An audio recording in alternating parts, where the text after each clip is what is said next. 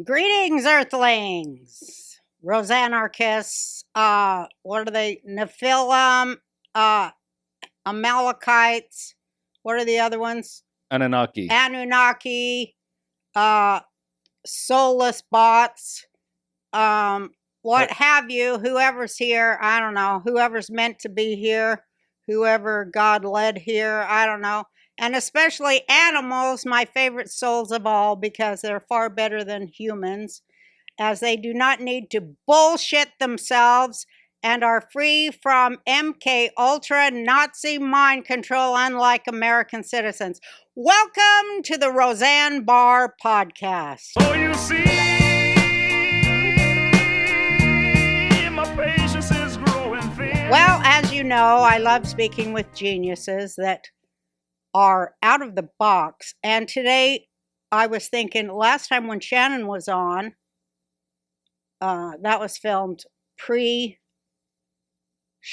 pre-Pesach, but now we're in it. We're right in it. And what I talked about at the end of that show, how Pesach is about shattering the matrix, because that's what happened to us. We were taken out of the material world and placed into the miraculous world. And so that's what we're going to repeat here today, and it's going to be fabulous, because we're going to shatter the bullshit world of all media and all ahistorical bullshit, all rewritten fucking pedophile horse shit. We're getting rid of it today because we're going to tell the truth. The truth about the Jews, Candace, Joe, Ian. Smith, Ian, Piers, David Icke. Or David Icke, Icky, David Jackson Icky, Hinkle. Yeah. Justin Tinkle. Very clever. Was that smart? Thank God I'm a Ice. trained professional comedian. Don't try this at home. Who's else? Some of them. Just your general Nazi idiot. Just your general Yeah. woke right. You know who you are. You know who you are, and God knows who you are too. And so do your masters. Anyway, I got a hell of a genius matrix breaking guy. I'm so excited. He's somebody I've prayed to meet for about 30 years. He's a genius. 28. He is a white colonizing Zionist. Please help me welcome to the stage Tal Oran. Thank you so much for having me. What an intro. 30 years you've been waiting for me. Yes. How old are you again? I'm 28. Yeah. She It's an honor. has foresight. Yeah. Oh, God bless. I got to tell my mom and my dad that Roseanne maybe have manifested me into reality. I think I did, because So, I was praying to Here we meet are.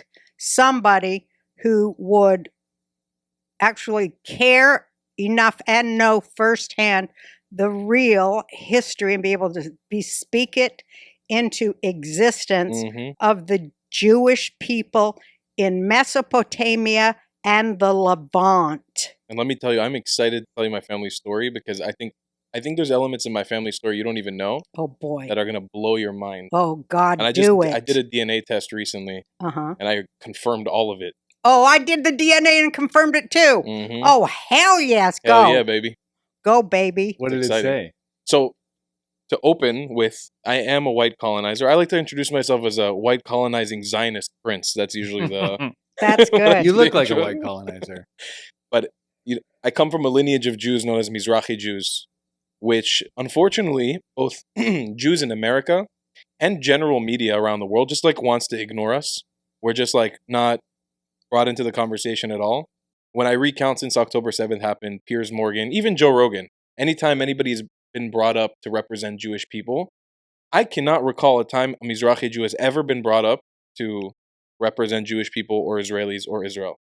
God Saad, God bless him. I think he's amazing too. God He is a bless him. Mizrahi Jew, but he's rarely brought up in that conversation. So you see, there's like an open kind of discrimination against our lineage of Judaism alongside Ethiopian Jews. Yes, But- very much against Ethiopian Jews. Yeah, and I'm a mutt of about 6 different kinds of Mizrahi Jew from all corners of the Middle East who were ethnically cleansed and kicked out of their home countries by Muslims, by Islamists, by Arabs, who, under the pan-Arab ideals, forwarding Arab colonization for about 1,500 years, discriminated against and oppressed my people Yes. until we were kicked out of our homes and then ended up in the land of Israel, some before 1948, some after, and literally picked ourselves up by our bootstraps. I'm not me, because I was born after, but my grandparents, who picked themselves up by their bootstraps in the worst circumstances and built a life for themselves with no refugee money, no international aid, no UN, no refugee status like the Palestinians. Mm-hmm. We didn't get any fucking reparations. No. Nothing. Not a house. When my grandparents made it to Israel, they lived in tents. Talk about their wealth was stolen from them of thousands of years in their homes. All of it. All of it. Specifically, my Iraqi family, June 1st and 2nd, 1941, there was a pogrom called the Farhud. It was inspired by the only leader of Palestine in all of history. His name was Hajj Amin al-Husseini. He was known as the Grand Mufti of Jerusalem. He was kind of a religious and spiritual leader. And he met with Hitler in Germany and inspired the conversion of Mein Kampf into Arabic in the Arab world. And very shortly after, Mein Kampf became a bestseller on the streets of Baghdad where my grandparents grew up. Mm-hmm. They were only 15, 16 years old when this happened. And June 1st and 2nd, 1941, 180 Jews murdered on the streets of Baghdad with swords. Yeah. I have a picture of it online that I use all the time. With swords, they came to kill them. And they injured and looted and stole from the wealth, the gold, the riches, the money, everything. Pillaged. Their houses, pillaged them. 1,800 other Iraqi Jews. And that's what really began. This was 1941, before the creation of the State of Israel. Can I add to that? Please. Hitler really admired Islam, and he really loved the Mufti. And he loved the stories the Mufti told him, such as way back before the Farhud, in the Middle Ages, they used to run their sewage down the middle of the street, and on either side were a sidewalk. And they made the Jews wear a yellow star on their arm. And the Jews had to walk in the middle of the street through the sewage because they were not the chosen people. I'm letting that sink in. Yeah. They were not Muslim. So they had to walk through the shit and the piss and wear a yellow armband. And Hitler loved that. Mm-hmm. Yeah, it wasn't only there too, by the way. This happened in Yemen as well. And you see the Houthis today firing rockets towards Israel, towards Yemeni Jews, or the descendants of Yemeni Jews. And their legacy, they'll be like, why did the Jews leave Yemen? Why did the Jews this and that? And nobody wants to talk about this hard truth of why Israel exists today. But Yemeni Jews did that same exact, or Yemeni Muslims did the same exact thing. They made Jewish people wear yellow armbands. If you were a Jew, you couldn't ride a horse. You have to ride a donkey. Always be shorter than a Muslim. In the Jewish quarter, or if you were walking through the Muslim quarter, you'd have to take off your shoes and walk barefoot as to not disrespect the Muslim next to you. And then people come to me with this bullshit as if we lived in peace. How many times have you heard that since October 7th? Bullshit, yeah. All these pro-Palestinian propagandists were funded by Qatari propagandists. money. And they pretend the Jews and the Arabs and the Christians, before 1948, we all lived in peace. They never heard of Well, the that's Crusades? rewritten history. That is a genocide of the Jewish people. The first thing you do in a genocide is erase the people from history. That's what you do. You don't bomb them. You don't break into their country and kill and kidnap and rape. You erase them from history. Mm-hmm. And then you put them in a museum. Hitler even says that. Everyone knows that. Yeah, like in America, they made Indian museums. They killed 50 million Native Americans here. So, of course, they don't see that they're cheering for the death of every Jew in the Middle East. They don't see that because it's heavy-duty MK Ultra Nazi mind control that we're living under. And it's fucking working, right? It's colonialism and supremacy. And I mean, you see, look, we're all Americans and we're proud to be Americans. I know that. I love this country. I want my real America back. I don't know if I was born in 1996. I'm not sure if I ever lived in a real America. I was born under Clinton. No, you So didn't. I don't think I ever had an experience of a real America. But what I can say is that I love this country. I've traveled most of this country. I've been to 38 states. I've lived in a bunch of states around the U.S. I love America, and I'm so glad that I have dual nationality, both Israeli and American, and I get to have both experiences in both countries. But the same foundations that this country was built on, of that like colonialism and ethnic cleansing that did happen Yeah. to Native Americans, Yeah. it's what happens in the Middle East today. Yeah. And all these fucking podcasters and media outlets and news pundits, they don't want to talk about it. Right. It drives me crazy. Ma, so it's been about a month now, maybe 5 weeks since you've had that Helix mattress. Remember, we had it shipped and we Yep. opened it up and it deflated or inflated in front of us. You slept great at first, but I Yep. wanted to get a little bit of a report. How's it been? Noemi slept on it Yep, once. She it's liked heaven it. on earth, I'm telling you what. Still no back problems, no issues? No, it's Wow. just heaven. It's like sleeping on air or a cloud or something heavenly.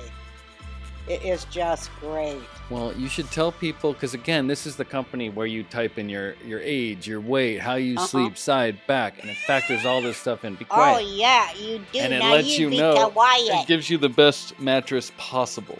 So you can attest that it That's works. So right. tell the people where to get one. You go to helixsleep.com/Roseanne for the spring savings event for 20% off. The sale wide. What? 20% off Site-wide. site wide. 20% off site-wide. Oh, yeah. That's helixsleep.com/Roseanne for the spring saving event for 20% off site wide.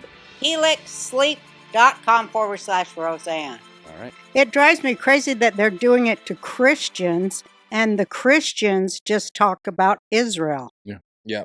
And isn't that like some kind of paid distraction that they wouldn't even have the balls or the soul to talk about the ethnic cleansing of Christians in Arab Muslim countries, their own?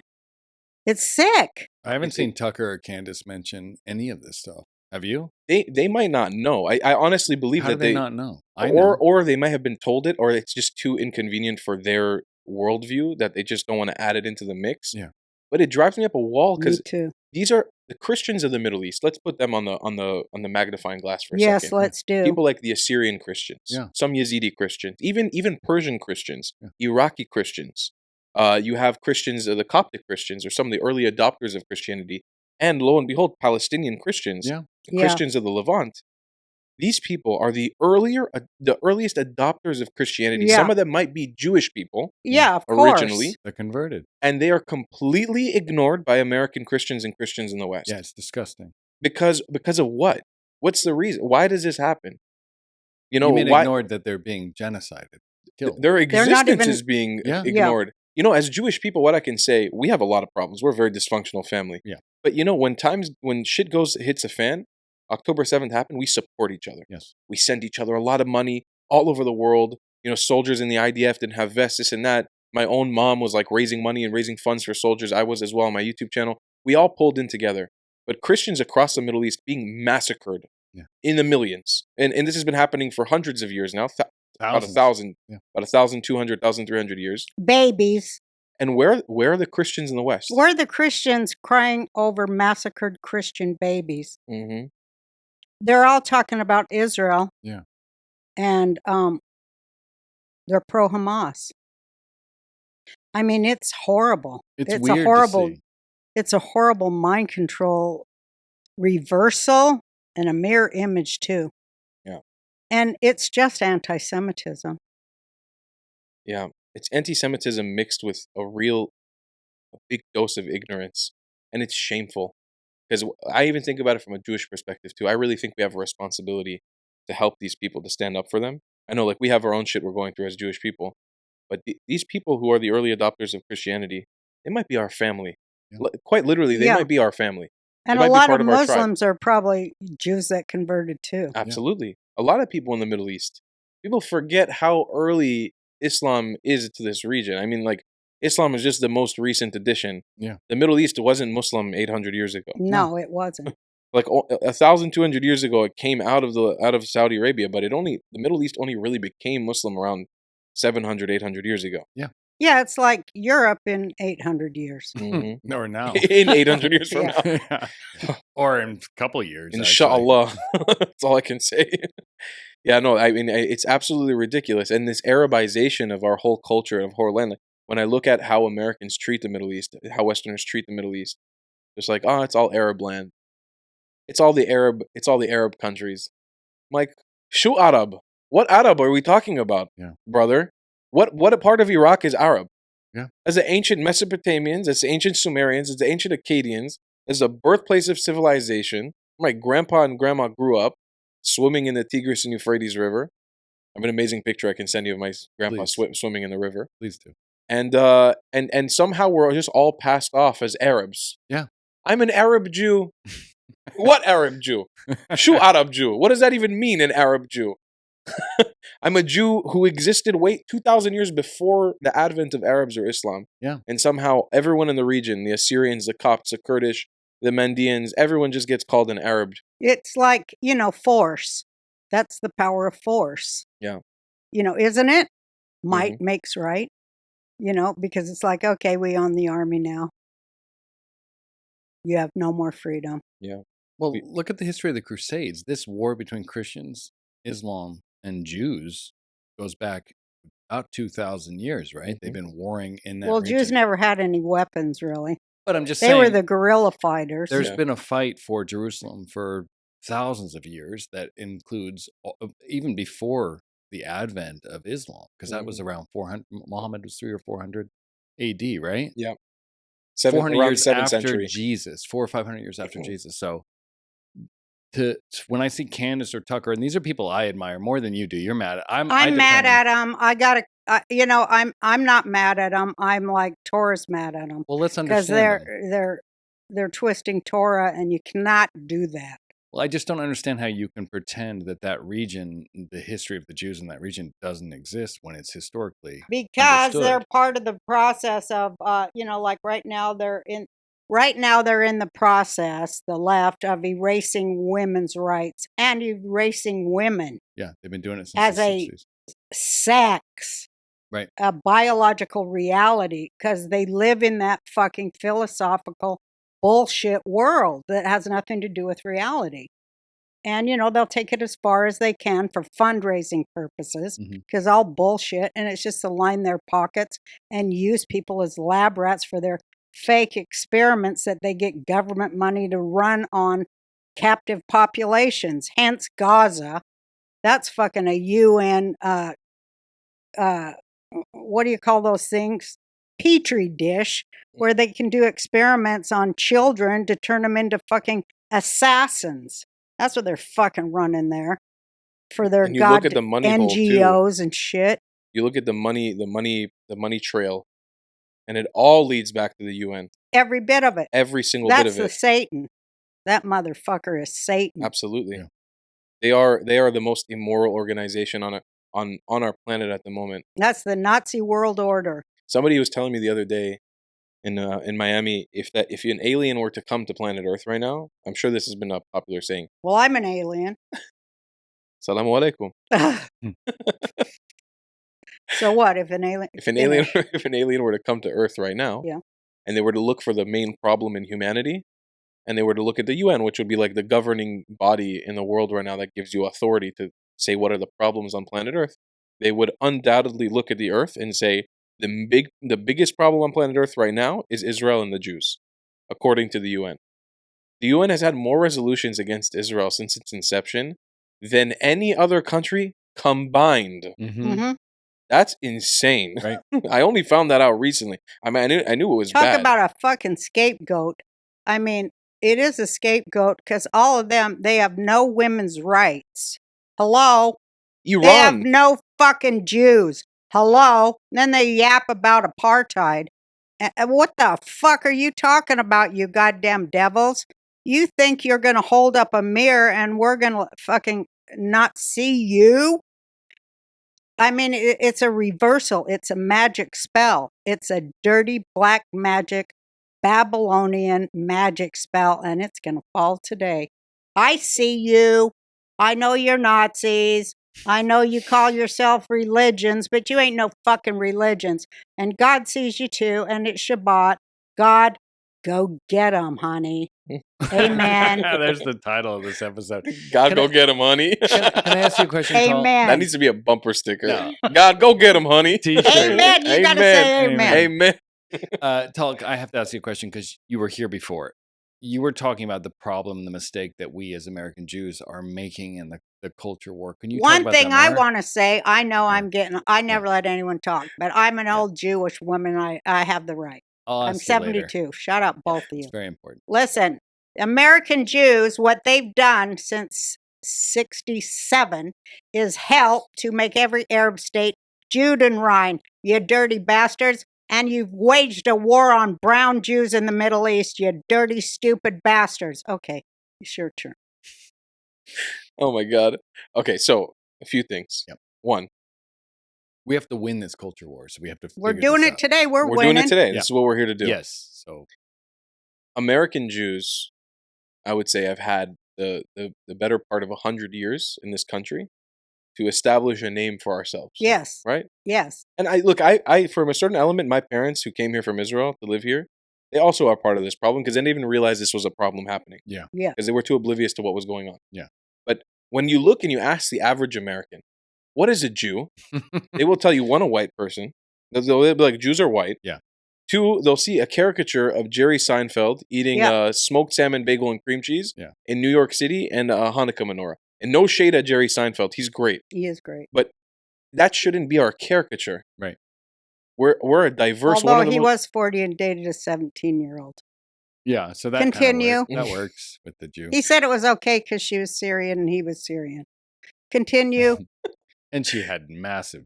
all right. genitals. Okay. She had big No tosses. shade at Huge. Jerry Shoshana. Seinfeld. I don't know. Oh, okay. But what I would say is like that it's shameful that this is what we've boiled down to. Our diversity, not there. When I look at growing up as a kid in America and looking at like Jewish media, the brownest Jew I could find is Jeff Goldblum with a tan. And while I love Jeff Goldblum, like I really love Jeff Goldblum, there's no representation of Mizrahi Jews Right. at Mhm. all. What's a Mizrahi Jew for people who don't know? So a Mizrahi Jew are the Jews, basically Mizrahi in Hebrew it means of the East, the Eastern Jews. So it's any of the Jews, kind of Moroccan Jews got roped into this too, but anybody from North Africa Mhm. all the way east, and it kind of stops around Iran, Afghanistan, that area. I have North African DNA. Yeah, Very a lot continuing. of Jews do actually. Yes. That's the Sephardi DNA I'm in there. Sephardi, yeah. So Sephardi, we have like 3 groups or 4 groups of Jews really, which is Ashkenazi, which are the ones who the diaspora from Europe or the European area, and you have Sephardi, which are the southern Mediterranean, sort of Spain, Portugal, some of Italy, some of Greece. These are no Sephardi, Sephard being Spanish, Sephardi. Mizrahi would be like some of the ones from North Africa and all the ones from the Middle East, Okay. stopping at about India, China. That's when you have like your different distinct groups of Indian Jews, Chinese groups, Right. and then you have the Afro-Jewish diaspora, which to me is the most fascinating. Ethiopian. Jews The- from Djibouti, Jews from Eritrea, Jews from Ethiopia, some Jews from Somalia, Sudan. Incredible groups of Jewish people who existed in Africa for a long time. So who there's are- Jews outside of the Jeffrey Epstein type, right? They They don't understand this. they- And They it's are sad that a it lot- boils down to just that because I really Mhm. feel like I've been pushing this message for a while now, and I feel Yeah. like I'm just being ignored You are. because it's so inconvenient to people to have to acknowledge that. Absolutely. Like I want to tell you guys a story of my grandpa real quick because this will really blow your mind. And Okay. show your hat while you do this. My hat, It says white colonizer. I my love it. my hat says I white said that colonizer. on Yeah. the beginning. I love it. Anyway, go on. Because since October 7th, people have unironically been calling me a white colonizing Nazi. Like, what the fuck do you mean Nazi? My grandparents were kicked out of Iraq by actual fucking Nazis. Right. What do you mean Nazi? Yeah. So now I own it. I just fucking wear it around. My grandfather, Ezra Shemesh, rest in peace. He was my favorite person in my family. Besides my mom, he was the person I was the most connected to. He was my role model in life. Right, Mom, remember Crowd Health, that really cool idea we talked about with the Yeah. insurance companies where it's like people put in their own money and you can have access. I was reading this story about, because we told people to research it. I was reading a story about a guy that got shot and it was bear hunting or something. I don't remember all the details, but basically he racked up a $1 million medical bill but he was a member of Crowd Health. So Uh-huh. because he was paying into that, instead of getting hit 1 million like anyone else, even someone with insurance would have been hit, Crowd Health got his bill down to $250,000, and then he paid his deductible, and the rest was paid for by Crowd Health. So basically saved him nearly $1 million. Same medical treatment.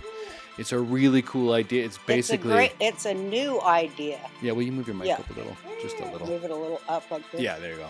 I mean, it's a new idea. So for $195 a month for an individual, or what is it, $640 a month for a family of 4 or more, Competitive. members of Crowd Health get access to a community of people who are willing to help each other deal with unexpected medical bills. They get access to telemedicine visits, discounted prescriptions, and so much more without insurance networks getting in the way. Get started today for just $99 per month for your first 3 months by using the code RB at joincrowdhealth.com. Mandatory disclaimer: Crowd Health is not insurance. Learn more at joincrowdhealth.com. That's joincrowdhealth.com, and use the code RB. He was born in Baghdad in the 30s, and he was raised in a society of Jews known as the Baghdadi Jews. The Baghdadi Jews are one of the most ancient Jewish groups in the Middle East. The belief is that these Jews came out of the destruction of the first temple when the Babylonian king Nebuchadnezzar destroyed the Beit HaMikdash, the temple, and casted them out to Babylon. And we know the famous Bob Marley song, "On the River of Babylon, by the River of Babylon we wept." This is literally the story of my grandpa. That's the story of my grandpa's family. And we could literally trace it back because, one, all these Babylonian Jews or these Baghdadi Jews, a lot of them where you find them around the world, they all have this lighter tone to their skin. My grandma, she's completely brown, but she came from the eastern part of Iraq, from Basra, and then from some parts of Kurdistan. So we know she's not like the original Jew that came out of that diaspora. But this group of Baghdadi Jews, they have this ancient story of living in Galut, living in the diaspora for 2,000 years. And before my grandpa's biggest brother passed away just earlier last year, I asked him, I went to interview him in Israel in his retirement home. And I asked him, I was like, what's the story of our family? Like, what do you actually believe about us? Who are we? What's our legacy? And he told me, for 2,000 years, we sat in Babylon and we prayed every single year, next year in Jerusalem. Shana Haba B'Yerushalayim. We all did. We all did. And I asked him, I have no way to quantify this. How do you know? He said, every single holiday, every single Shabbat, we always prayed. We always waited to go back home. And I said, well, if things were different in Iraq today, given the opportunity, would you go back? If there was peace, if you could live there happily, whatever it would be? He said, absolutely not. I said, why? Because I'm a Zionist. Because I believe in us existing here. I believe that this is our home. You know, we had a life in Iraq, but that was taken away from us. It was robbed from us. And it gave us the wake-up call, the same way that October 7th gave us a wake-up call. A lot of us a wake-up call of what does it actually mean to be a Jew? What do we want to do with this energy of being attacked? And he said our energy, our path was to go back to Israel, to reunite with Am Yisrael, to be back in the place where we actually came from. Because we know we're not Iraqi. We're not Arab Jews. We're not Babylonian. We're not European. We're not European. We're Israelites. We're not Ethiopian either, by the way. Because in Ethiopia, the Ethiopian Jews, they have a different name, Falashmura. That's what they used to call them. Falashmura literally means, from the Christian perspective, it means the intruder or the stranger, somebody from a different land. So even for us, like the untrained eye sitting here, you would look at an Ethiopian Jew and you would look at a Christian Jew. Maybe we would have a hard time telling the difference. Genetically, we'd be like, well, they kind of look similar. And that may be a racist thing to say, and I'm sorry, but that's, for the untrained eye, we would look at them and be like, what's the difference? Right. But even they went through the effort to make that difference, to call them a different name, to call them Falashmura, which is deeply offensive. I mean, if you're part of this country, it's the same thing the Syrian Jews. My friend Abraham Hamra, who I was telling you about earlier, a Jew born in Damascus, when he was a kid, they used to call him Musawi, which means the people of Moses. They would make that distinction. They'd put it on their ID. Wow. To make sure that they know they're not Syrians for real. They're Musawi, the people of Moses. Different, not like us. They put that in the driver's license? On their Well, IDs. Do you think it's I saw- because we have a different God? You know, I only recently went down this rabbit hole that Allah might be a different God. Actually, it was Christians in the Middle East who reached out to me to let me know, like, Allah is not the same God as the God of the Christians and the God of the Jews. I've never heard that. I thought it was the I didn't same. hear about it either. So I always, well, I would start with saying this. We've been trained for some reason in Jewish circles that we're way more connected to Muslims than we are to Christians. And I think that's a load of horse shit. Because I appreciate Muslims for my brothers and sisters who are Muslim, who support Israel and love Israel, and I love them back. And that's 51% of them. Of Muslims. Yeah. Yeah, you know what? I would tend to agree with you. It might even actually be higher, but they're so oppressed that they just can't speak out. I broke it down as 51% love us, 30% who they think we're irrelevant to their Indifferent. lives. Yeah. So they don't love or hate us. And 20% hates our guts. But that 20% is still a couple 100 million people. That's Yeah. scary. It's a real problem. But it's a minority. Yeah. But it's regardless though, if it's a minority or not, it's a problem. Yeah. It's a huge problem. Yeah. Well, 250 million is Yeah. a And then problem. the ones that you say that they're irrelevant to our lives, the problem with that population of Muslims, in my opinion, is that they're willing to turn a blind eye. Turn a blind eye. So then that pool actually becomes bigger because if Yeah. we were to be rounded up in concentration camps by Muslims, Uh-huh. they would just kind of turn a blind eye to it. Mhm. And that's just as immoral as doing it yourself. I But agree. But Torah says that's every population. Jews, it's the same. 51% of Jews love Jews. Mhm. 30% of Jews go, I'm not really a Jew. I don't really care what happens in Israel. And 20% hate the Jews. Yeah. I can see that. But what's the difference? Of what? You know the difference I between do. us and them? The major difference between us and them is no matter if we... Who's them? The 20%? all the other, yeah, whether it's the Muslims or the Oh. Christians or Buddhists or Hindus, the difference is with us, whether you are a Jew who hates Jewish people or a Jew who loves Jewish people or a Jew who doesn't care, that they'll still kill you based on the fact that you're a Jew, Right. regardless if you believe in God or not. This is the one thing I try to push. Not always.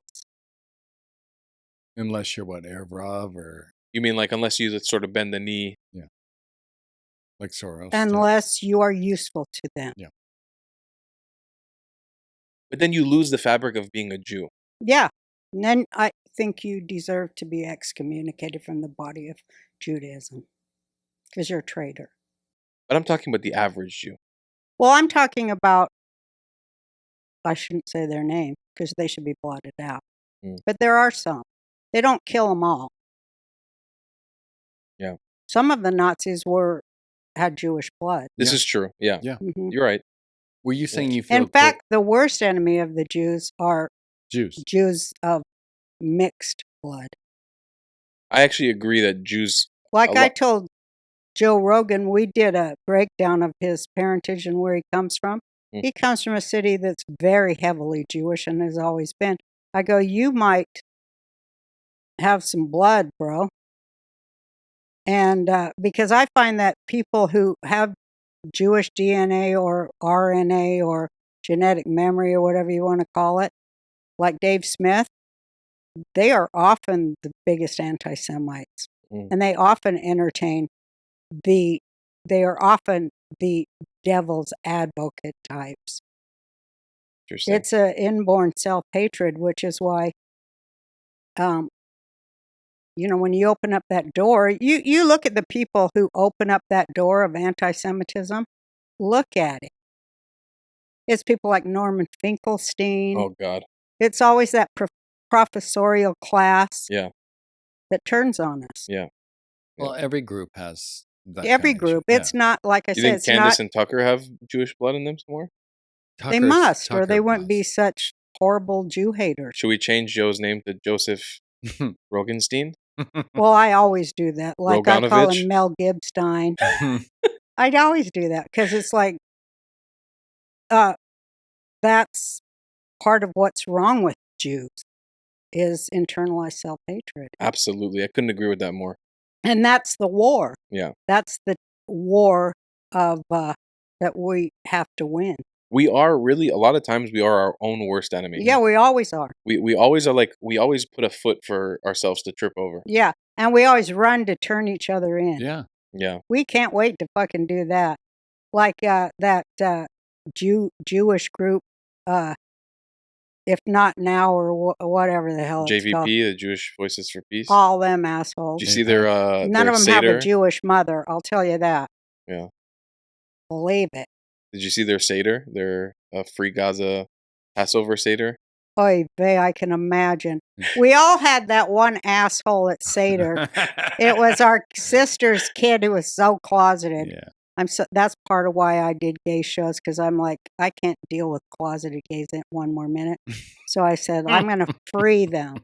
And that might have been a mistake. Yeah, good job. But anyway, because some people in the closet are just assholes. Mm. That's the reality. Some people are just assholes. In the Jewish closet? Whether gay, straight, closet. trans, Gay or what, closet. they're just a fucking asshole. Yeah. Jews are like that. Christians, some people are just assholes. Yeah. But anyway, I don't remember what I was saying. You were talking about how we feel closer to Muslims as Jews, but I assume you were going to say, in actuality, we're probably closer to Christians. Is that what you were going to say? So I 'Cause I feel recently, yeah, that's where I was going. Like, I recently agree. had the opportunity. I went on sort of like a Christian rabbit hole when I was in Israel during the war. Yeah. And one thing I did, which really bound me closer to Christians, was during the peak of the war, when rockets were being fired towards the north, I took a donkey, me and another Jewish friend of mine. We took 3 donkeys and we walked in the path of Jesus from Nazareth I to did the that Sea of too. Galilee for 5 days in the nature. I did that Wow. too. We slept out, we camped. It was amazing. Oh, wow. We got to meet like travelers on the road. We got to interact with people along the way. And I put together a video on my YouTube channel where I was basically showing Christians how very much Jewish the origins of Christianity was. Yeah. Yeah. And how Jesus would have, like, very much so like me, he would have bathed in the mikveh in this random spring. He would have put on tefillin every morning like a good Jewish boy. He Yeah, was 'cause a he was a rabbinical rabbi. student. Yeah. And, you know, as growing up as a Jew, especially in America, you sometimes don't have like this good image of Christians because of all the trauma. Yeah. And you kind of disconnect from Jesus completely. And I'm not saying I take Jesus as religiously, I don't believe in him like as a Messiah for me. I don't pray to him. I don't pray with him, but I believe he exists, or I believe he existed. And I really have come to appreciate his story and how much he's connected people to Judaism and to Israel. And it's not always been in the best circumstances. And there is some stuff in the New Testament that's very discriminatory against Jews. And that's a problem. But that can be lost in translation. I lost always in say, translation, right? I said it a few weeks ago. Jesus was the Elvis of Jews. I think he's the greatest Jew of all time, in my opinion. I love Jesus. I love what he taught, from my understanding. Well, the Baba Sali was pretty awesome too. What's the Oh, Baba yeah. Sali? I don't know He's what an that is. ancient rabbi. There's so many. There's Isaac Luria, who's a Kabbalist from Oh, Tzfat. yes. He's Yeah, amazing. she knows all about him. Well, Yeah. of course. Okay, well, he's We'll he's talk the about Beatles that then. another There's time. 4 of them. He was great. He's Paul. He was great. No, I love Jesus, and I do feel closer to Christians than Muslims, 100%. Yeah. I talk about it all the time, and I think that's probably, especially as an You know what? American, that's I more like normal. decent fucking people, no matter what they believe Of in their course. mind and their heart. It's what they do that counts. To me. But we have a duty. Yeah. In my opinion, we have a duty to really connect Christians back to Judaism. I agree. I believe that. Not to too. being Jews. I don't need you to be a Jew. No, If you I don't believe in Christ as your savior, Cool, bro. Baruch Hashem, enjoy yourself. Like Yeah, he's a cool dude. he's a cool dude. Yeah. But when I went to Jerusalem recently, I connected with this Messianic church. Yeah. I was trying to uncover the Christians of the old city, and there are Messianic Jews who have their own. They have like a synagogue church in the old city, and they were teaching me about the origins of Christianity. Something that I never connected in my brain is, first of all, like all the early adopters of Christianity were Jews, because Yeah, it of wasn't a religion. It was just Judaism with a belief in a new Messiah. Yeah. So much so that there was archaeological evidence found in Italy of churches, the first churches that had an entrance for Jews and an entrance for Gentiles. Right. Which is crazy, because it means that really the earliest adopters of this religion We're Jews. were Jewish people. Yeah. Of course they were. And so we're always bound to this belief that Muslims are somehow closer to us because they don't use human iconography. They don't put Jesus on a cross in their mosques and stuff. But in reality, just Christianity in the West has really lost. I think it's kind of gone very far from Israel and its core of Judaism. Well, it depends. Because Depends there are where, Christians that depends are what- more Jewish than Yeah, others. like evangelicals, I think do a really good job at Yeah. starting to connect back to Israel. Yeah, that's a good thing that they do that. Yeah, No, I love But Christians. Torah says they'll all come back to source when Mashiach comes. yeah. Because my rabbi says that, both of those religions were started by disaffected Jewish guys. Pretty much. They Yeah. were. No, but every religion is kind of a spin-off, if you think about it. It's a Of spin-off. Judaism. Well, they're disaffected from whatever religion they come from. They all come Lutheran from Protestant Judaism. is from Catholic. Everything comes from Judaism. I can even tell you from a personal perspective, like I kind of have I don't want to say a problem with rabbinical Judaism, but I have a problem with it. I do. So we probably vibe on this wavelength. Yeah. Like I have a hard time with the organized Jewish religion we have Mhm. today. Me too. Yeah, in And- America especially. In America specifically. And the further I get away from it, I've sort of been building Judaism back for myself. Yeah, that's what you're supposed to do. Like I want my connection with Hashem to be my connection with That's Hashem. right. And not somebody telling me how it should be and what rules in this. I believe in the rules that we should have in the religion, but I don't want somebody to tell me exactly how I need to You pray. sound like Jesus. So from a certain perspective, I kind of started understanding where Jesus was coming from. No, he's badass. But again, I don't believe in him as a religious But figure. you don't have to believe him as the Messiah to realize he was badass and a rebel and taking on the Pharisees, and everything he said was completely true. Even as a Jew, you have to give him his props that he stood up to corruption within the temple. And that was, in my opinion, that was cool. It was rock and roll. Did you know that was a currency war? What, the war with Jesus in the temple? Yeah, where he overturned the tables. No, I didn't know that. I know everything about it, and I've been teaching it for a really long time. But it's horrifying at the brainwashing people are under, and they don't want to hear anything new. Well, tell us. It wasn't that he was upset that they were selling trinkets in the temple? Because that's what He I've been was taught. pissed off that they were foisting Roman currency on the Jews. Hmm. He was a warrior for Jews against Roman occupation, like we would be. Yeah. Mm-hmm. It's like, that fucking Roman coins out of here. Why are you doing that? Don't you wow. see it's to take over our temple? I'd never heard And why that. are you even selling coins in here? They already got you. I've never heard that, but Same. that seems very plausible. It's a whole bunch of stuff you don't even know. Well, And let's it do it is here. about, huh? Do it here. Well, he was a student of Rabbi Akiva. Mm. He had 24,000 students, and most of them got fed to the lions. Mhm. That's who they was feeding to the lions. Yeah. Rabbinical students. And, Rabbi Akiva picked 3 students to lead the revolution against Rome. It was Rabbi Shimon Bar Chochma, and he was a military genius. And that story is unbelievable. That ended at Masada. I actually have something here that I want to show you. Oh my God, Please I want show you it to show in me. I'll relation- just tell let's do these it. 3 Okay, things. Go for it. Yeah, And yeah. the other one was Rabbi Shimon Bar Yochai, the greatest Jew ever. Mm. And the other one was, his name, they say Jesus, which means the Zeus in Roman. I never heard that. Joshua? And Joshua. Joshua. it was Yehoshua. And, but some say it's another name, and I believe it's another name. I believe his name was Yehuda. Hmm. And him and Rabbi Shimon Bar Yochai were best of friends. And anyway, cut to, what was it about? It was about saving the teachings of Rabbi Akiva and Hillel from Roman destruction, because they threw out most of, they rewrote it. The Council of Nicaea. Yes. So that's what it's about. Okay, now tell me what you're going to tell me. So We have to go back you to were that. you were speaking about the Bar Kokhba revolts. Uh-huh. This right here, I want you to hold this, Roseanne. I want you to, and I'll send you a picture. I want you to hold it up by the mic because you're focused on First, your I'm face. going to contain it. So that's a 2,100-year-old coin. Wow. I'll give you the backstory of how I.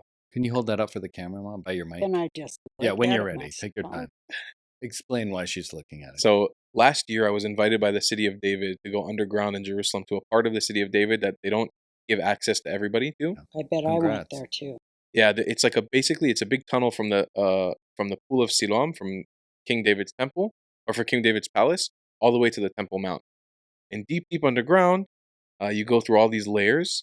There was this box sitting on the ground, a glass box.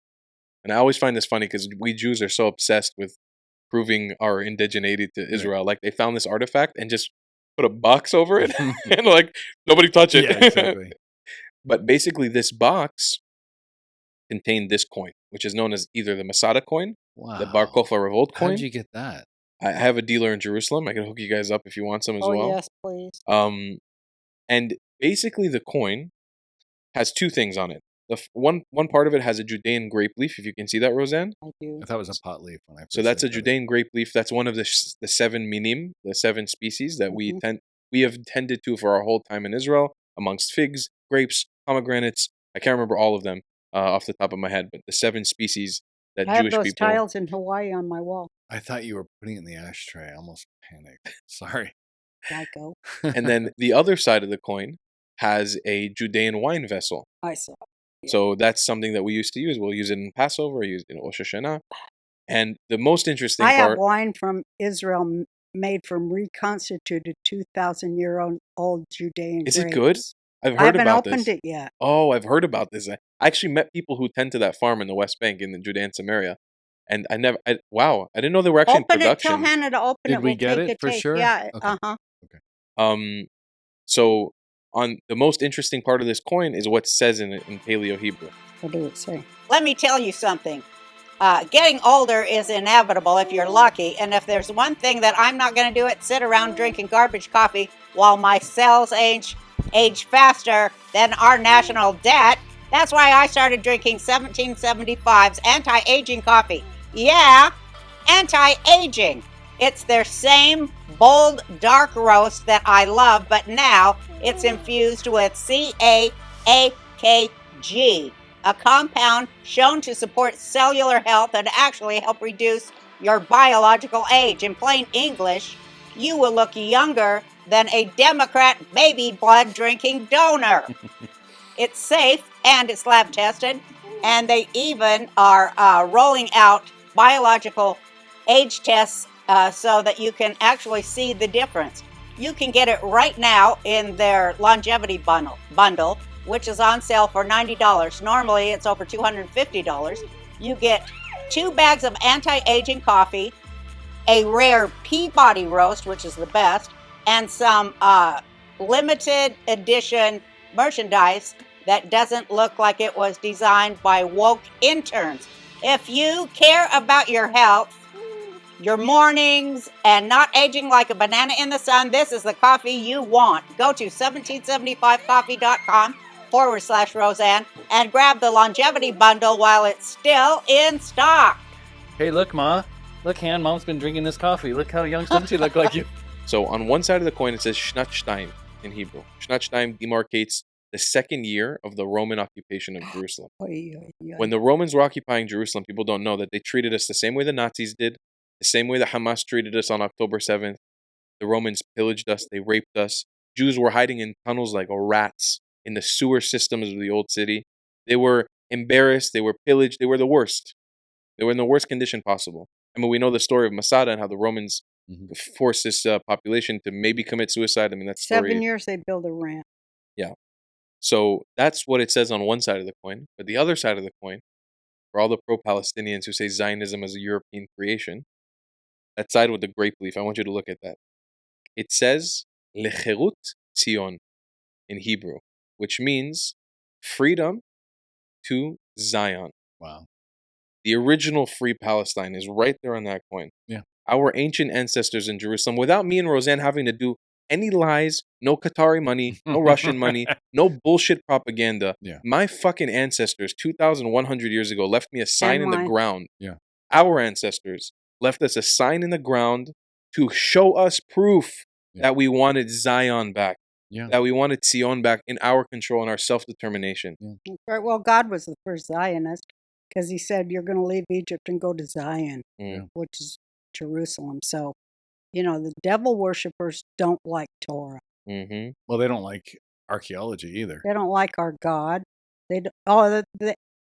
What they've done, what they've destroyed with their bulldozers. Oh my God! Can I blow your mind again with Please another blow coin? my This is mind great. more. And send me images of this, please. You'll get images of all this stuff. I'm going to leave them right Okay, I there. want you to hold this coin now because this coin, in my opinion, that coin is amazing. Yeah. But this coin really breaks the whole narrative shift of the Arabs and the Arab Sorry, world. it's Don't give it away yet. okay.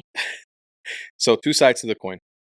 This coin is from the Umayyad Caliphate, the first Arab caliphate after the death of the Prophet Muhammad, when the Arabs were going out and conquesting and pillaging the Middle East and converting everybody to Forced Islam. converting. Forced they do that? converting. I didn't know they did that. Oh yeah. I'm All, joking. all through. I Colonizing. couldn't I tell thought the it was a sarcasm. religion of peace. Yeah. Well, not so much for my people, I would say. Not so much Yeah. for the people in the Middle Well, East. peace means no I Jews. thought Jews were the colonizers. That's crazy. Okay. So Okay, anyway, go. continue. Okay, so tell us more. So, as they were conquesting the Middle East, and conquering Morocco and Iran and Iraq and Syria and Lebanon, they came to Israel, which was named at the time Palestine by the Romans. They renamed it Palestine. And when they conquered Jerusalem and they conquered the Temple Mount, they minted currency. Muslims, like Jews, are not allowed to use iconography of human beings. So they would never use iconography of anything. They only have to use iconography of an inanimate object. On one side of that coin, on the back, it says, Muhammad Rasul Allah, which in Arabic means Muhammad is God's prophet. And on the other side of the coin, surrounding that iconography, it says, La ilaha illallah, which means there's no God but God himself. So we know this is very much a Muslim coin. Yes. It's not a Jewish coin. It's not Zionist propaganda. Right. The Muslims left this in the ground for us. But in the middle of that coin, what does that look like? Can you tell me? You see that design? Yeah. Small. I couldn't. It's the help me. It's a 5-branched blanking. menorah. Yeah. It's a menorah, It's a like a menorah. I Hanukkah saw it. menorah. Uh-huh. It is the design of the only group of people who have ever used that iconography to represent themselves have been the Jewish people. It's the Some temple minor menorah. Christian groups, but It's the temple menorah. it is the temple menorah. And why? Because you have to ask yourself a question in the why would they pro-Palestine put that? narrative. Yeah. Why would they put that? They didn't even conquer Jerusalem from the Jewish people. They conquered Jerusalem from the Byzantines, who conquered it from the Romans, Right. who conquered it from the Hashmonaim. So they had 3 different times that passed between when they conquered it, and the Muslims still felt the need to call back to the Jewish people, because they knew even 1500 Well, they years knew ago. Muhammad was a Jew. They also knew that it wasn't Muslim land. Yes, they did. They knew that this wasn't the land Well, of the Muhammad. Quran says it belongs to the people of Moses. To the people of Moses, to the people of the Torah, the people of the book. It says Bnei Israel countless times. I just read the Quran recently. Mhm. It says it countless times. That coin right there breaks the whole bullshit pro-Palestine narrative.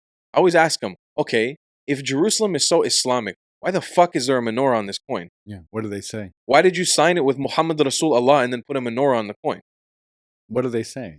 They don't say. They say it's Zionist propaganda. Well, all of that, From all of 1500 that, years all ago, of they the buried Qatari propaganda is in fact Muslim Brotherhood propaganda, and Absolutely. Hitler founded the Muslim Brotherhood with the Mufti of Jerusalem. So that just explains it. That's what they won't let be said, and I think that's why I lost my job, because I said Muslim Brotherhood, I think so because too. that is the veil over America. Well, I always say this: you can talk about Jews and Zionists all day long. Go on Instagram, the Jews, Joos. How many people call out the Muslim Brotherhood? People are afraid to.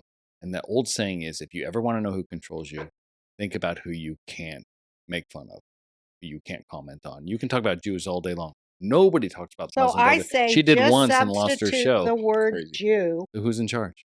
Just substitute when you hear people talking about the Jews. Substitute those 2 words that I said. Muslim Brotherhood. Yeah, I find it crazy that's too. every professor on every campus in America. That's the DOJ in the State Department. That's everything Obama. He's the head of it. Valerie Jarrett. Muhammad Hussein or Obama, Barack Hussein Obama. Barack Hussein. Hussein. Yeah. I America find- fell for that one, didn't With Valerie Jarrett, Yeah, his big brain, time. his Karl Rove was. I mean, I was a child, but I was also excited to see my first black president. I was excited. I'm not gonna lie. I voted for him twice. I'm not gonna. I couldn't vote at the time, but I was excited as a kid. I was too. I cried. But- I was so happy. But when I learned about him as an adult, I was like, "What? Damn, we got played." Yeah. I cried when he won, because I was like, all the little black kids that are looking up to that and are going to be so disappointed. But black people in America woke up to Obama's bullshit. Well, like, I they would did say- when he drank the fake water. At Flint, Michigan. Oh yeah, Yeah. Yeah, black people in the U.S. When I speak to African Americans, nobody fucking likes Obama. No, Nobody No. likes Obama. no. They like Thank Trump. God though. he was married to Michelle, the most offensive person in America, and she turned everyone off with her school lunch made of fried turds for the kids. You didn't like the fried turds? Anyway, continue to blow my mind. You want to see something else amazing? Mhm. All right. These are 2 coins I traveled with around the world for 10 years. Oh my Mostly, I God. would use these coins because I'd have random European backpackers always question me on how I'm stealing Palestinians' lands when I was Yeah. in different hostels and stuff, and I needed something to combat it. This coin is from the British Mandate of Palestine. When the This British, one? both Yeah. of them, Okay. they're from 2 different periods. One's from 1927, one's from 1946. So 2 years before the creation of the State of Israel, and one's almost 100 years old. Mhm. It will be 100 years old in 2 years. Wow. I use these coins because they have kind of like this eternal symbol of proof of Israel in the modern day. People always like to say that before Israel was created and brought into inception, that the land was always referred to as Palestine. Colloquially, everybody just knew it as Palestine. Right. And Well, Palestine is a Roman word that means Philistine, correct, and it was to humiliate the Jews by naming it after their enemies. correct, Yes. correct. Absolutely. That's how you ended up with the province of Syria, Palestina, and then that's how you end up with the word Palestine by the Arabs.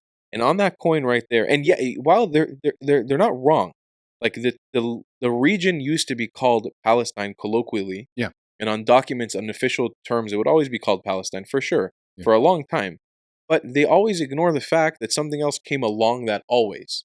The British recognized it, the Ottomans recognized it, the Arabs recognized it, as I just showed you with a fucking menorah on a 1500-year-old coin. But this coin right here, you can see it says Palestine in 3 Mhm. languages. It says it in English, it says Palestine.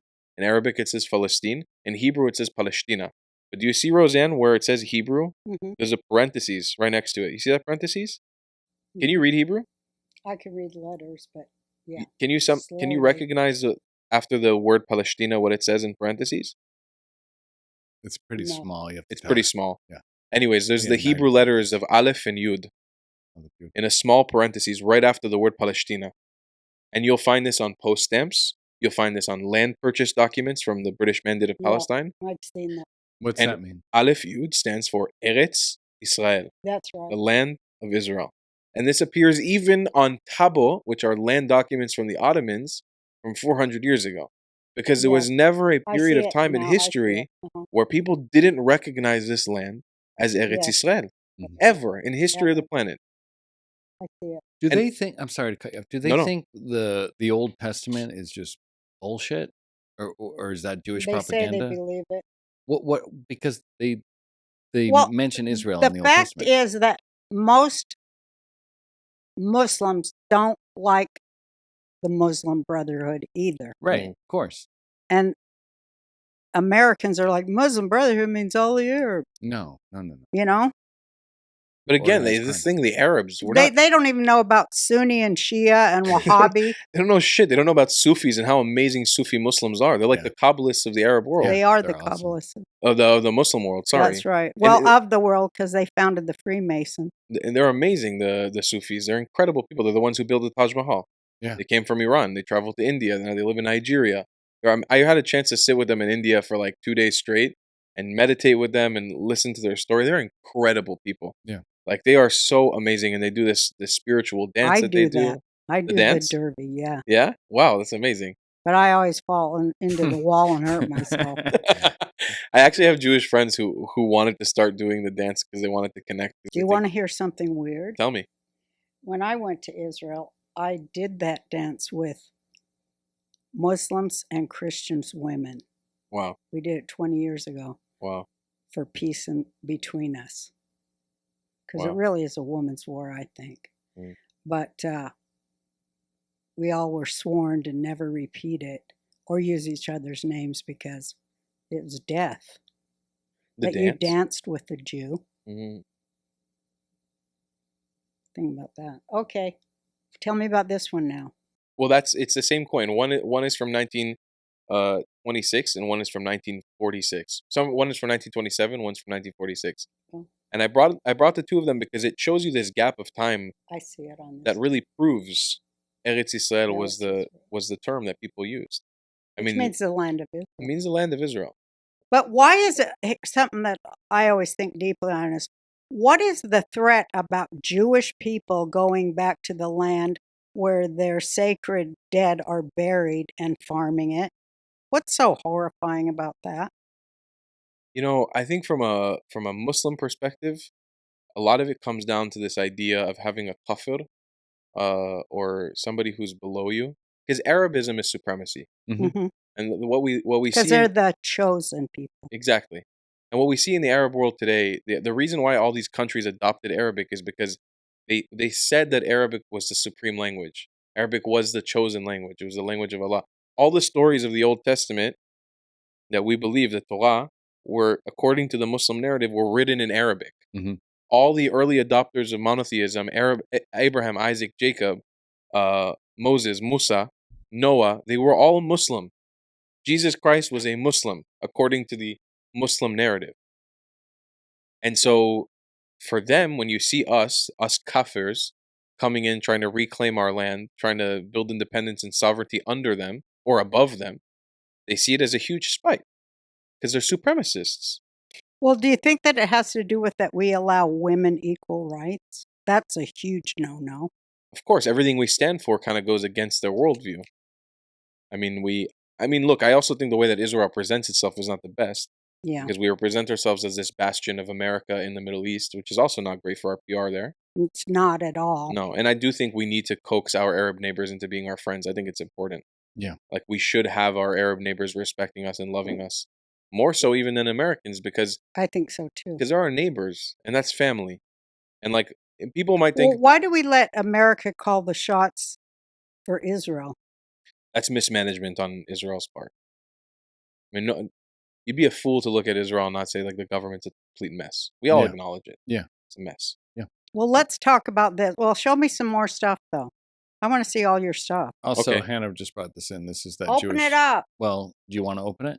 hmm Okay. I want him to taste it. We're gonna drink the 2,000-year-old wine. Yeah, we're gonna taste it. Roseanne, that's so awesome. Yeah. I'm so excited. You just have to leave one of those coins here for your No, friend. no, you Thank don't. you, Hannah.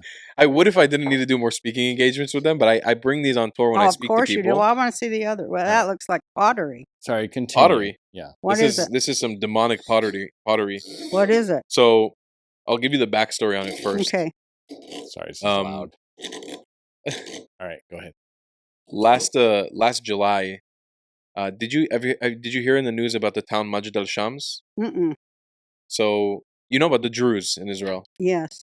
For those listening who don't know what the Druze are, they're kind of an ethnic religious minority. hmm They are considered Arabs. They believe in all elements of Judaism, Islam, and Christianity. hmm They take the prophet hmm Jethro, the father of Miriam, hmm the wife of Moses, as their like supreme prophet. And they're incredible people. Yeah, they are. They love Israel. Yeah. They love the Jews. The ones who live in Israel. And generally, they're not looking for independence. They're not looking for their own state. They just want to exist as a minority in other people's land because they believe that they want to remain a small group that's united as a family. And again, they are Arabs. That's what they call themselves. Last July, I believe it was, Hezbollah, the terrorist group, they lobbed a ballistic missile at a soccer field where 12 kids were playing. Yeah, I heard about it. And there was another 40 to 60 mothers, fathers, cousins, aunts surrounding this. They eviscerated. To say eviscerated, thank you, is like kind of an understatement to explain what they did. These kids were obliterated. So much so that when I arrived in Majd al-Shams a couple hours later, this was like maybe 48 hours later, I was there. There were still black ribbons on the fence of the soccer field demarcating where these children's flesh pieces landed on the fence. And I'm sorry if this is graphic, but it's No, important for people to listen and isn't hear really. this. Yeah. And I have a real problem with this narrative that somehow the enemies of Israel, they don't target civilians and they only go for the That's IDF. all they do. The These kids were Arab children. These were the innocent, pure souls of the Middle East. From the pro-Palestinian narrative, these guys were Palestinian from their narrative. Yeah. And they lobbed an intercontinental ballistic missile at them with no warning. You know, in Israel, in the far north, there is no time for a siren because it's so close to the Lebanese border. The rocket hits, then the siren goes off. Yeah. So they killed 12 children. They injured another 40 women and fathers and cousins and uncles. And when I was there, it kind of dawned upon me that I feel like this message needs to go out. If this is what they have reserved for their own people, for their own Arabs, quote unquote, what could they possibly have reserved for us? I have to ask this question. As a Jew and as a Christian who might be listening to this, if that's what they do to their own, what could they have reserved for us? Because we're the dogs, we're the monkeys, we're the pigs. Yeah. And I'm not saying all Muslims. I'm talking about Islamists. Right. I'm talking about pan-Arabists, about Arab supremacists, which are a real thing. I know these terms might sound a little crazy for some people or just hearing it for the first time. They're Nazis. These are Nazis. Yeah. So I went from Majd al-Shams to a town called Metula.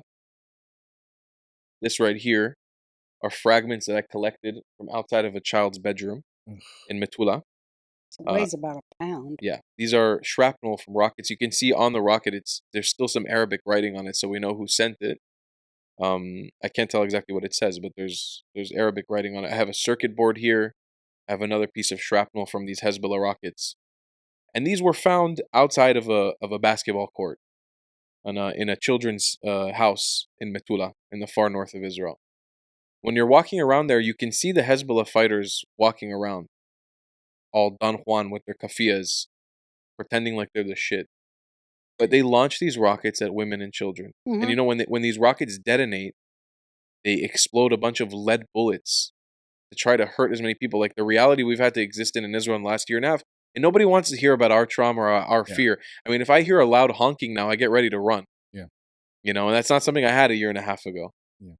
But when they launch these rockets, it doesn't discriminate whether you're a Muslim or a Christian or a Jew. It comes to kill you. It doesn't matter who you are. Yeah. And we have our protocol is if you don't have a bomb shelter, you get down on the ground, and if you're with a group of people, you got to space yourself out 5 people apart or you know, a couple people apart so that the chances of being hit are less. That's like the darkness that we have to think about every day in Israel. Yeah. And as dark as it is and as traumatic as it is, you don't see us sitting down and complaining. We pull our shit up by our bootstraps and we keep fucking going. Every fucking day we keep going. Yeah.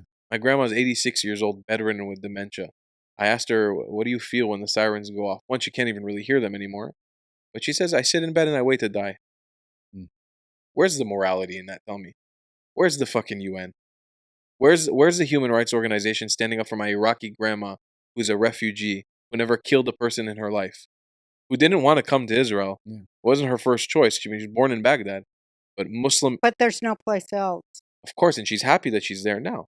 But Islamists kicked her out of her house, and I'm the third generation.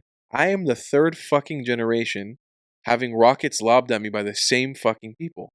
Where's Tucker and Candace talking about how horrible that is? They don't want to hear my perspective. No, they don't give a shit. Because an Iraqi Jewish perspective breaks the mold all of a sudden. Yeah. It does. It destroys the whole leftist narrative, too. Absolutely. And woke Thank right. God, and it needs to break because it's nothing but Nazi bullshit. And that's what I'm here for, because I'm tired of this shit. I'm tired of it. Me I mean, too. I sit there and I run from rockets on the daily, and my friends are running from rockets now, from the Houthis, from Hezbollah. You know, we're doing it every day. I mean, there was a period of time, I have inflammation in both my legs right now because of how much sprinting I had to do last summer. And it's just something I didn't, like, these are the small things you don't really think about. And yeah, what's happening in Gaza is terrible. It's very sad. It is. All of us, we're human enough to acknowledge it. It's sad. Yeah. Well, that's There's the Tucker argument. It's like, hey, forget what I'm saying. Children are dying. It's terrible. Yeah, leave them alone and just die. It's horrible. That's what they're saying. Yeah. Let them kill you. You're a bother and a nuisance anyway, since you killed Christ. Yeah. I say fuck that. Yeah. I say I fuck love that. when Candace goes, Christ is king, and I always finish her sentence for her. Christ is king of the Jews. Yeah. Shut the fuck up. That's the what they- truest truth there ever was. That's right. That's He what they got put on him when they crowned killed by him. Yeah. By Rome, King of but- the Jews. king of the Jews. What was it? Pontius, right? What was his name? Pilate. Pontius Pilate. That's what he put on Jesus, right? When they on killed him. his head. Yeah.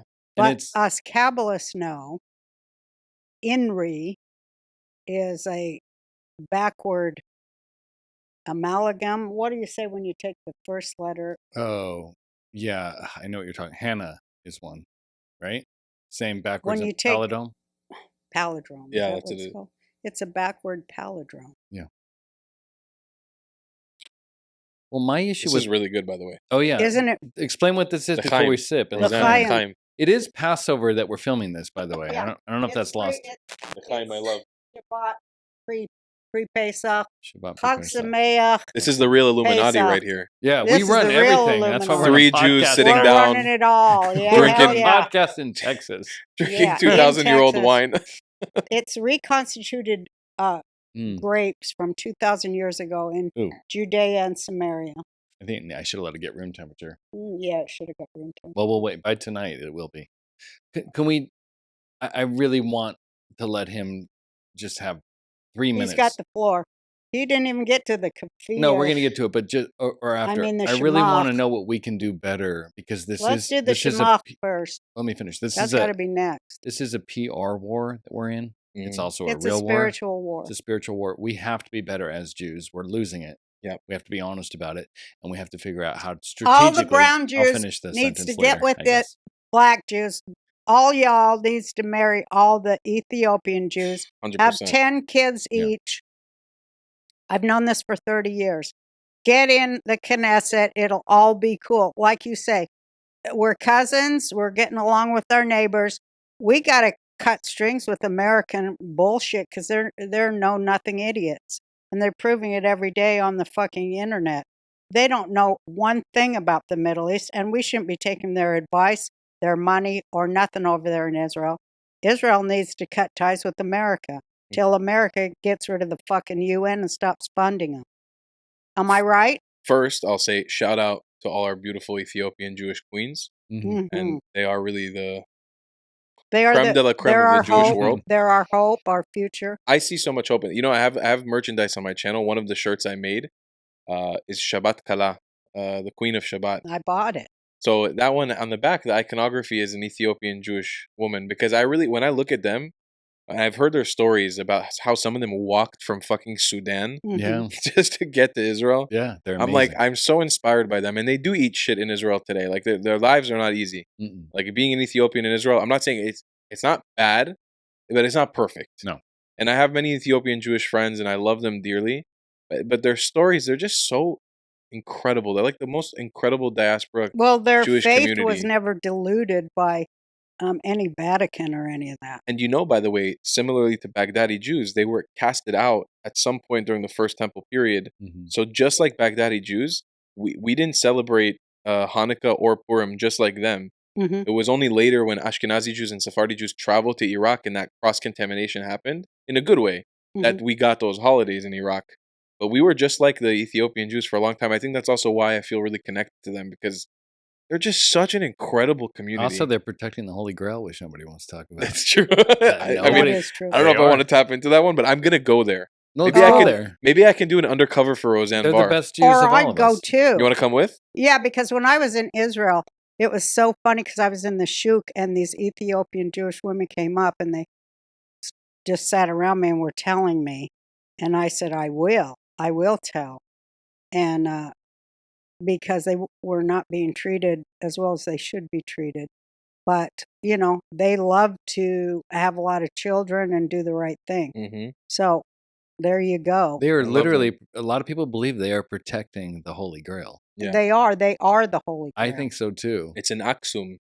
It's the what's it called? The Aron HaKodesh. I'm forgetting how it's called in English. The I don't know. the golden of the Ark of the Covenant. Covenant. Oh, okay. Yeah. That's what it's in Aksum. There's a city there. Yeah. And they believe that that anybody who looks at it will come out with rashes and they end up dying Yeah, like the 40 end of days Indiana later. Jones. Yeah. I think it's true. Well, they say that there's all kinds of stuff. Well, the going on. CIA just released this document. It was circulating on the internet 2 weeks ago. It was super popular that there was some mind reading technology the U.S. government was doing, kind of like that Remote viewing. Yeah, remote Mhm. viewing.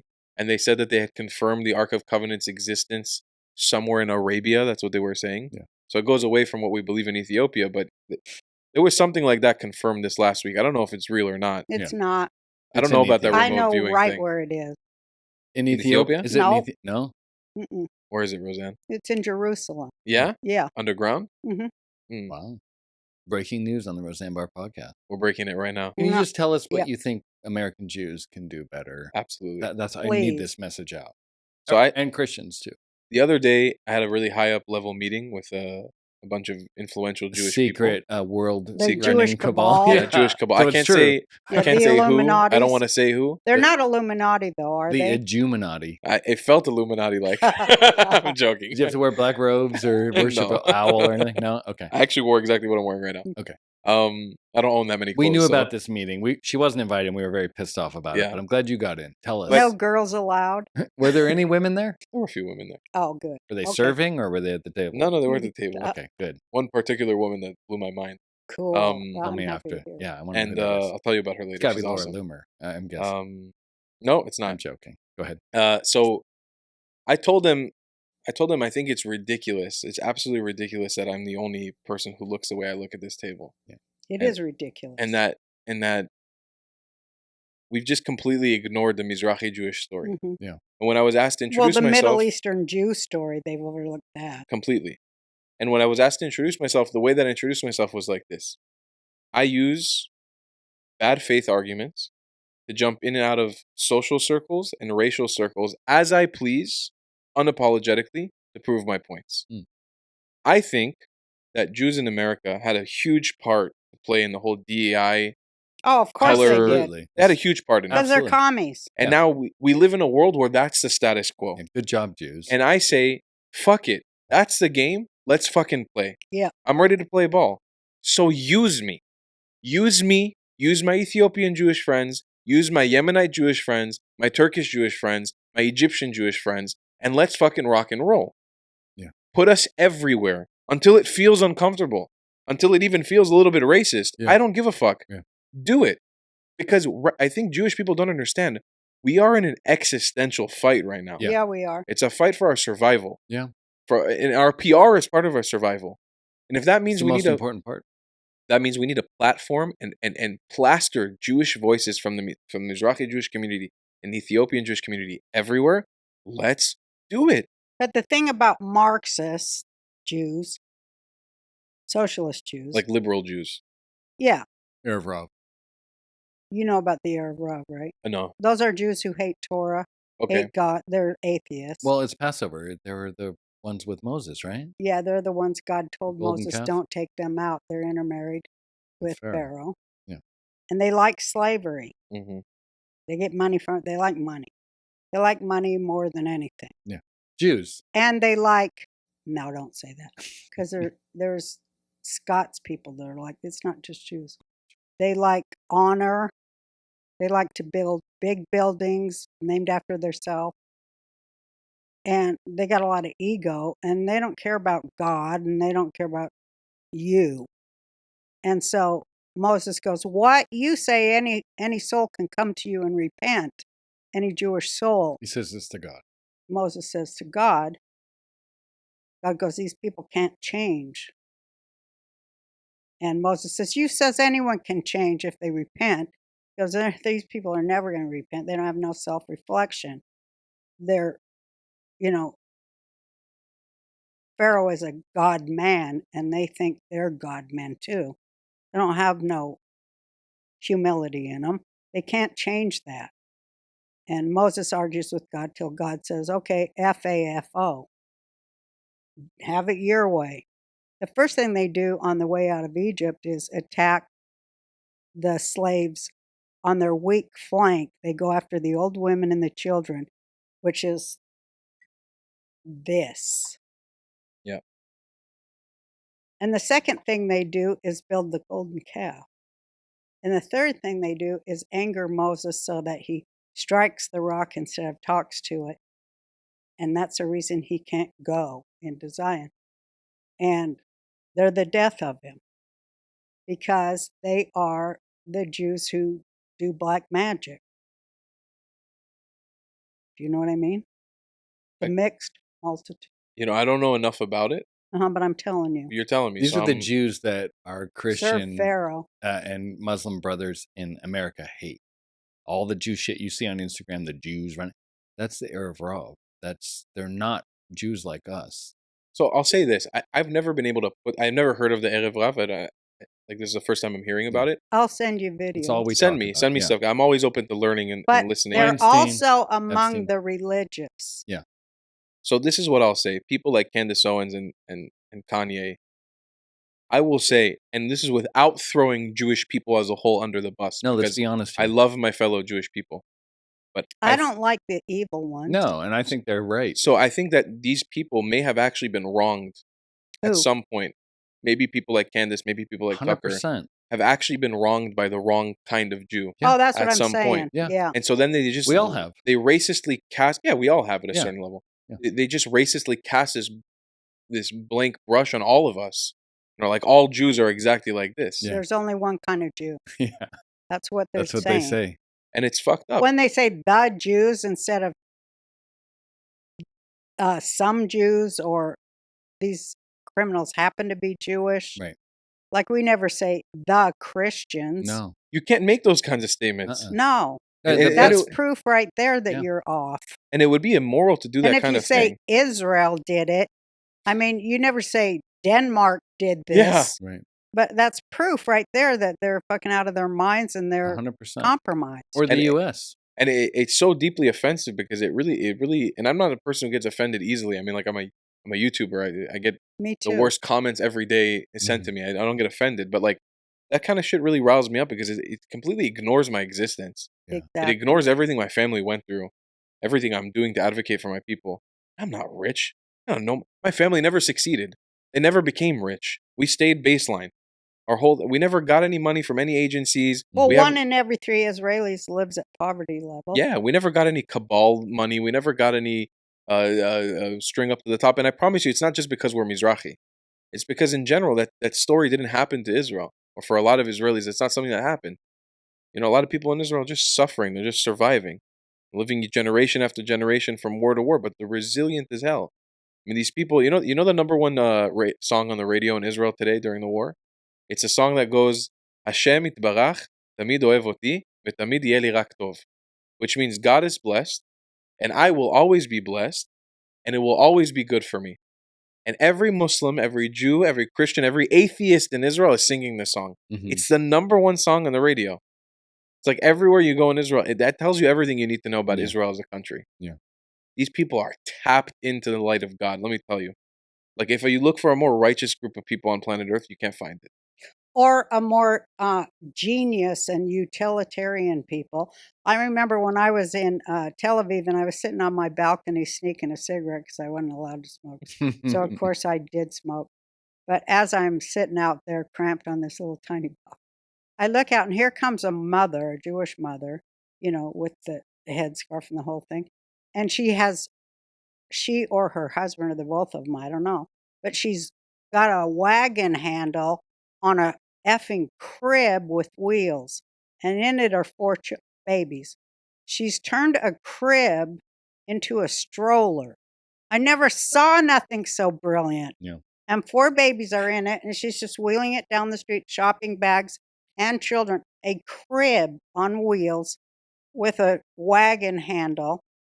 I thought, that is so genius. I need to steal that idea and market it. But then I thought, nobody in America has 4 children under the age of 2. Mm-mm.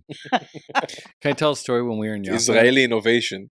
I used to be kind of more leftist about Israel. They're occupiers. I love your hat. Mom took me to Israel. I was still kind of lefty. Were you young when you went? No, this was 7 years ago. Oh, okay. I was becoming MAGA, but I had voted for Obama twice. But anyway, that's not important. What's important is we went to Jaffa, Yafo. and I was like, white colonizers, Israel's apartheid state. I was totally that guy. And we were staying there, and I walked the streets, and the announcements came up, for the prayers, the Muslim prayers. 5 times a day. 5 times this, here's a sign. I go, what the fuck is that? And they're like, oh, it's the Muslim prayers. I'm in Israel. Mm.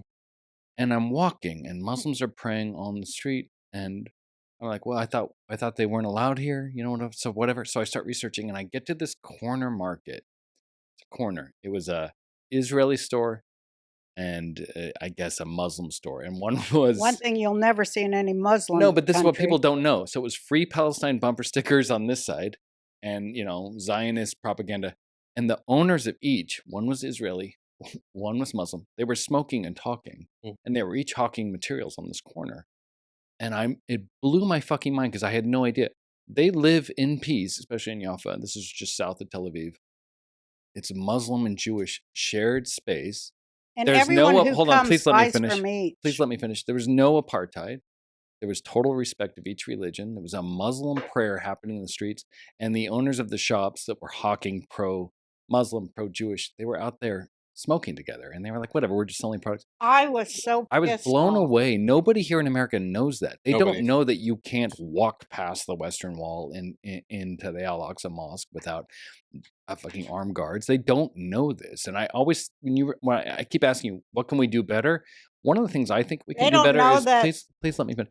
One of the things we can do better is explaining to Americans the state of Israel and where it is now. It is a shared space. It is not an apartheid state. Yeah. And they don't know that. They really think every Arab is living off in some tent, not getting aid. They don't realize it's a shared space. And I don't know why we're not doing a better What job I love, messaging can that. I talk now? Yeah, I was almost done. Why aren't we doing a better job messaging this to people? And why aren't we saying that every Arab house in Jerusalem has a ancient Jewish star on it above the door? Yeah, a lot of them do. Yeah. A lot of them do. And why aren't we saying that the Temple Mount is occupied territory of Jordan and no That's what I'm Jew is saying. allowed to pray at our holiest site? Yeah. And the reason it's covered with gold is because it does protect the, what's it called? Ark of the Covenant, and it is under there. And under there's a synagogue. That's right. And I did go way under there. In the cave? Yeah, I went Wow. way under. I went in the mikvah of the high priest. Did you put a hijab on when you went in? Do you know that every Jewish holy site is controlled by Arabs? You knew that, right? Mm-hmm. That's what I'm saying. A lot of them are. A lot of them are. That one is. That one is. I mean, first of all, it's completely immoral that the Jordanian Waqf Mhm. controls is occupying. Let's talk for 1 second about Thank you. Jordan, Yeah, and let's I'm do. going to tackle what you said because Thank you you. brought up some amazing points. Thank you. Just maybe remind me if I start losing track because I tend to. No. And I'll Go tell on you what, I tangents. was pissed off that I was in my hotel and the God blessed Muslim prayers was 5 times a day. I'm like, Yeah, they're I loud. thought I was in Israel where I could be a Jew and not have to hear loud Arab prayers over the loudspeaker 5 times Super a day. loud. That's the lovely muazzin Yeah. Yeah. that they Yeah. go from the minaret and they blast it 5 times a day, but yet somehow we're an apartheid country. Right. So from Most the perspective important of message. Jordan, Mhm. let's break down Jordan for one Yeah, moment. let's do the Hashemite The kingdom. Hashemite king, where's the Hashemite family from? Saudi Arabia, Mhm. between Mecca and Medina. Which More the so, British the family Palestinian invented. flag, the Jordanian flag, the Pan-Arab flag, those 4 colors on the flag, the black, the red, the white, and the green. You've seen them on all the Oh Arab yeah, they're flags. all over. They stand for 4 Arab caliphates. Mm-hmm. The green is the Fatimid, the white is the Abbasid, I believe, the black is the Rashidun, the red, that is the Hashemite kingdom of between Mecca and Medina of Saudi Arabia. That's right. Has no connection to the Levant, Absolutely. but the Jordanian king, King Abdullah, is occupying Palestine. That's right. He's Tell occupying, it. Mm-hmm. and I've been to that country. Let me tell you, this is a fucked up place to be. Yeah. Yep. I There's can some imagine. good Jordanians. I'm not saying they aren't, No, but of it's course. feudalist. I've been to Cairo as well. It's fucked up. Mhm. They are currently occupying Palestine from the Palestinians who want to self-determine with this random country called Jordan that never existed. Jordan, Palestine. And the It's the Hashemite Palestinian state. kingdom is literally an occupation of Saudi Arabia or Right. of the Saudi family Right. That's in right. in the Levant. So that's one. Right. And the Mhm. fact that they have any territorial control over the Temple Mount and Al-Aqsa Mosque, which they do, Mhm. Thank the whole Waqf control it's racist. Yeah. That's an actual apartheid. It is. Because It neither is Christians racist. nor Jews are allowed to Racist. pray up there. And nobody knows this. Nobody knows I this. talk about this every And week. you know, October 7th was Operation Al-Aqsa Mosque. Absolutely. Al-Aqsa flood.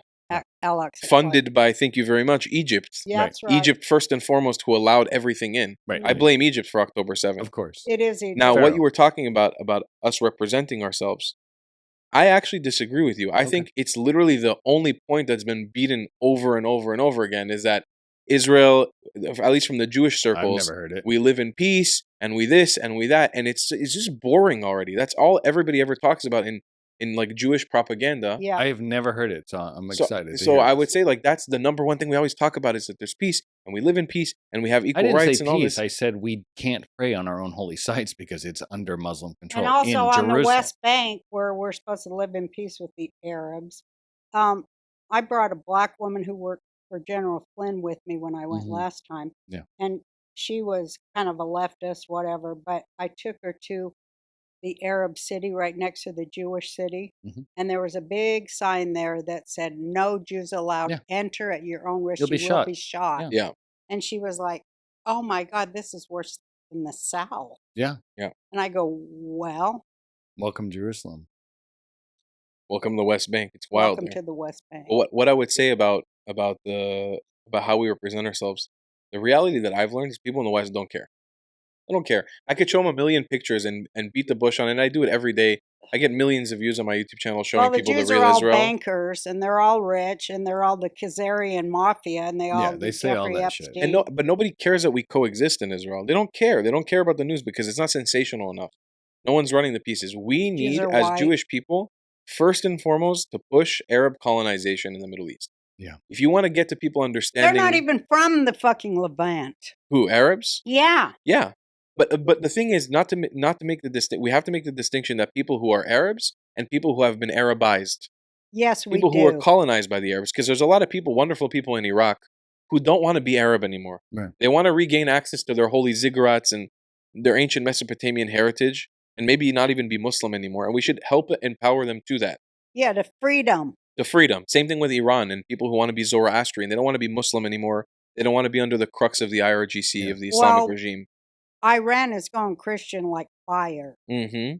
Good. And they're leaving Islam in droves. Same thing with Iraq, by the way. Yeah. I know. And Lebanon. Yeah. Yes, These I people know. want to be Phoenician again. Yeah. And China. They don't want to be Arabs. No. No. Why would And- you want and to do that? Women want equal rights. And we need to push them I as agree. Jewish people, more so than even talking about Israel and the positivity of Israel, because there's a lot of positivity there. We need to push people in the direction of Arab colonization. Arabs are colonizing the Middle East. They colonize the Middle East, and they're currently Through oppressing Islam. all Through of us. Islam. See, through Islam. I would shoot back. That's all I ever see. I always make people are saying there's 56 Arab countries. There's 1.4 billion. Jerusalem is 8 million. It's There's only like 14 Israel million is Jews. New Jersey, Yeah. and the rest of the United States are the surrounding The Arab Arab I would countries. push back on countries. you. People know that Arabs are colonists. They're white. They're brown colonizers. They don't care. So there's got to be something we can figure out for our side that we can do better because our messaging is failing. We have to be honest with ourselves. It's failing, and we have to It's figure it out. failing because they refuse to talk about brown Jews because they're racist. I think there's a lot of truth to that. Yeah. But also, They're complete it's- fucking Like, why do you racist. think Candace Owens would? Why have I not been invited? I have a huge following. Yeah. I have a massive following. I have almost 400,000 subscribers on my YouTube channel. I'm getting millions of views. I know you are. Why have I not been invited on Piers Morgan once? Why have I not been invited Well, on because Candace's you're show? brown. So if that's the core of it, Brown Jews, they don't exist. Yeah. They're all from Europe and they're all Ashkenazi Khazarians. yeah, they're not They're even all the in the same Khazarian Jews mafias. then what's the solution to that? How do we fight against? I don't even know That's the what I'm solution to asking. that. You I'll know- tell you what's the solution is Pesach, Shabbat, us having 25 babies. Get a beautiful Ethiopian wife. yes, and Churn I out have babies. a black son, and he needs one too, and they'll have 25 he doesn't. babies. He likes white girls. Well, but I told him, forget that. I got so mad at him. I go, I know you do, but that's going to end. And I got him already. I go, what's those ones? I go, you're marrying a Nigerian because those weddings are fabulous. But now I'm thinking, because he's kind of Jewish, because I made him that way. well, and he's in accounting, so he's basically Jewish. Nigerian know. women are beautiful as well. I know, but I that's why I want him to marry an Ethiopian. Yeah. Let's talk about Ethiopia. Let's talk about Bob Marley. Mm. And Yah, because it's so Jewish, right? I mean, I don't say the word, but you know the word. You guys can say it if you want to. No, we don't say You it. don't say it either. I'll say So- it. What is it? We don't say the tetragram. Yeah, there's the word in English. You know, you have the group that's like the witness. Yeah, So- we don't say it. Okay. So that's what Yah is. Yeah. I mean, when they say Yah, that's what they're pertaining to. Mm-hmm. And that's because Bob was extremely tapped in. Yeah, he He was was. tapped in to us because Yes, he is one was. of us. He is Yeah. us. His dad was a Mizrahi Jew, a Syrian Jew who Yeah. was raised in London. His mom, I would go as far as to say, and this is not based on any anecdotal evidence, there's probably some Jewish connection there Of too. course. A Jewish African diaspora connection. Absolutely. Because when you sing, I love his music. Me too. When people asked me early on, I was a bit of a stoner when I was younger. And so I would listen to him a lot when I would smoke. Me too. And I traveled to Jamaica early on in my journey. And like, I really felt like that. And also like Jamaica, I grew up in South Florida. So I was around a lot of Jamaicans all the time. Mhm.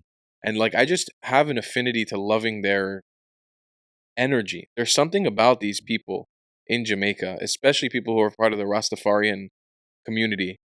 Rest of our There's lives. something very Israeli, something very Judean about them. Yeah. Mhm. And they remind me a lot of times of like sort of high spiritual priests or Kabbalists. Well, Haile Selassie was the Lion of Judah. Mm. Have you ever seen his speech to the League of Nations? I don't believe I have. Bob Marley made it into a song which crumbled Rhodesia and all of apartheid in What, Exodus? South Africa. No, he did Haile Selassie's address to the League of Nations until I can't remember. I used to know it word for word. I'll send it to you, but it's until there no longer exists. Basically, it's about, and it's so Jewish because it's about until there no longer exists any double standards, Mhm. there will always be war. Yeah. And that's right now. Until the notion that one class of people is better than another class, there will always be war. Yeah. And that's the double standards of the West against Israel, that Israel is the only country expected to provide goods to its genocidal enemy every Mhm. day. Yeah. It's sick. And then It is. criticized for still doing so. Yeah. Like it does it and then still criticized for doing it. Yeah. It's like it's never enough. And Israel is so suffering under what I think it was Ion Hersley who said suicidal empathy. I think that was Saad Gadju or Gadsad you said. Well, I whoever. think it was Ion Hersley. But it's true. Suicidal empathy. Mm-hmm. I mean, the Israeli army after October 7th was more concerned about the survival of its enemy, its murderous enemy, than Israeli citizens, Mm-hmm. the left over there. How twisted can you get? Yeah, we have a fucked up morality sometimes there where we're so obsessed with proving that we're, Proving to people who hate us. and I Right. want to say I'm proud of that. Why? I don't find it to be the smartest strategy. No, but it is. But I'm proud of the source heart of of the pride. people, because even when I get down to the core with a lot of Israelis who became like super right after October 7th and were like, fuck everybody, fuck, kill them all. When you really get down to the core of it and you take away the emotion, they will still be like, what? I don't really want them to all die. No, of course I don't not. really want to kill them all. No, of course On not. the other foot, on the other side, that's not, you're not offered the same humanity No. from the No, Palestinian side. because you're saying that they retained a spark of humanity. Yeah. Well, that's what we do. I mean, it's not even retaining a spark of humanity. It's like the core of it. You can tell they don't want to proceed with what needs to be done. Mhm. We were talking a little earlier before we started the podcast. I have a friend. His name is Mansour Ashkar. I don't know if you've ever heard of him. I think I have. He's a Yeah, Druze Israeli, unbelievable guy. I have heard of He him. was in the special ops. Incredible guy. Yeah, he is. He's really influenced me in the last year about how to deal with Arabs and what it takes to be in the fight against Arabs, because he's an Arab. Yeah, And when he's great. he's amazing. He came with me to Majid al Shams after those kids were murdered. We came to go Lenachem to give our condolences to the families. We were driving up. We were having a very fascinating conversation about Arabs and the Arab world and what it takes to be in the fight against Arabs. And he told me very plainly, with the Arab world, when it comes to dominance and fighting Arabs, you have to give a hard blow, the hardest blow you've ever given. And then the Arab armies will resist that and they'll keep fighting you. So you give another hard blow. And when there's nothing left of them and they're giving up the fight, you give the hardest blow you've ever given. And when the white flag is raised and there's no one left to fight, You double down and give the hardest blow you could ever give. And only then are you able to prove dominance. Only then are you able to prove that you're worthy of being in this region. Because they believe that might is right. Yeah. And I Force. believe truly that Mizrahi Jews are tapped into that reality. Of course. Because they knew what they had to do to survive against Arabs in the Middle East for the last 3,000 years that they were in the Middle East, 2,000 years that they were in the Middle East. Ashkenazi Jews, I'm not saying, again, they're not able to fight and they're not warriors, because they are in their own right.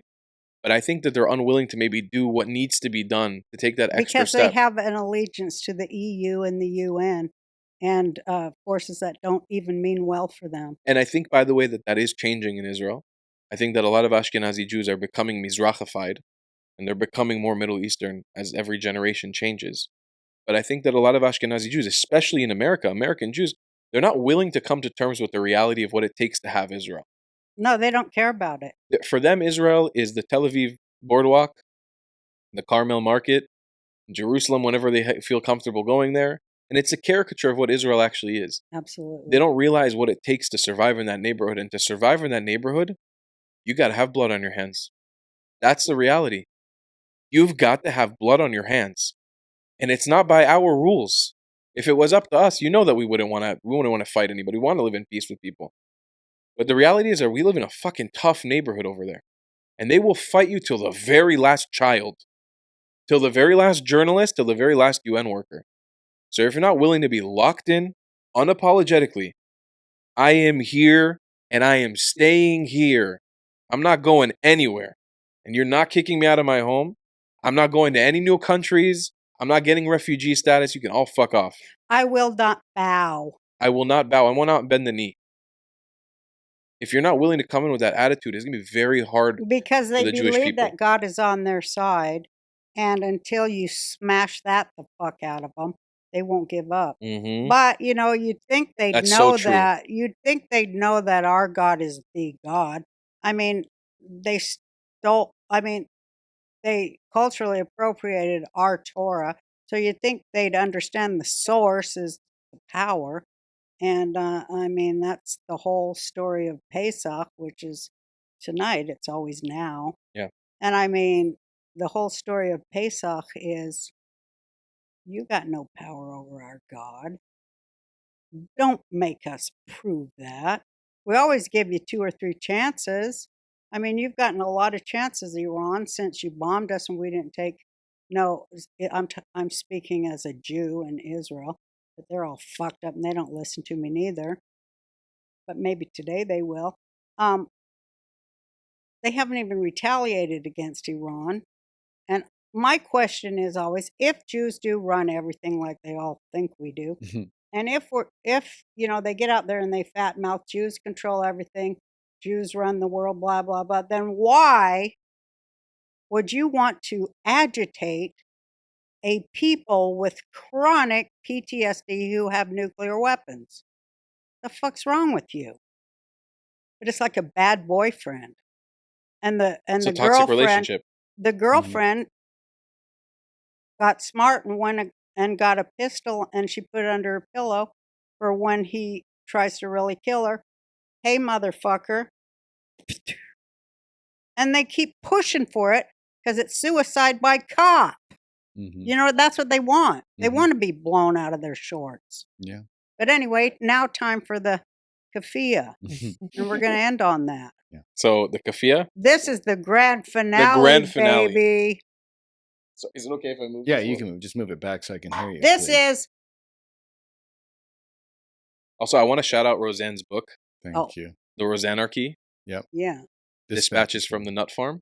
I appreciate you giving me this. Thank you so much. I also really, really appreciate you having me on. Like, truly, it means the world. It means the world to me that you came on here and that we had this discussion. I'm really, really, really happy we connected. This is Isn't it great? incredible. It's like the biggest, I have a lot of doubts in my work sometimes with what I do, that sometimes maybe I'm not on the right path because I'm not getting the positive affirmation from That means you're on people the right around path. me. That means you're on the right path. It makes you doubt yourself sometimes because It you're not does. getting a lot of confidence. When somebody like you, who I used to watch on TV as a kid, Mhm. reaches out to me, it's like the biggest, like it gives me the biggest sense of like I'm doing the right thing. You are. You It's are. chizuk for me. It Yes. makes me stronger. It's beshert. So I really appreciate that. Thank I you. appreciate it as much. Thank We're gonna you so figure much. this Thank you. out, man.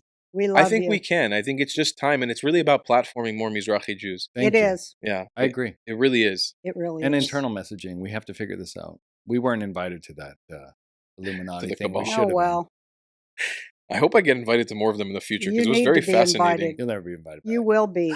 I'll never be invited back. Don't invite that I just brown No, burnt guy. you myself will on the. be. No. We'll You- do our own. No, I the look in their eyes. I think I was able to get a certain level of guilt out of them, Yeah. which was the right. I think it was the right move, Because they're wrong. and I could tell that people were interested in what I was saying. I mean, Of I had the room course. captivated at a certain point.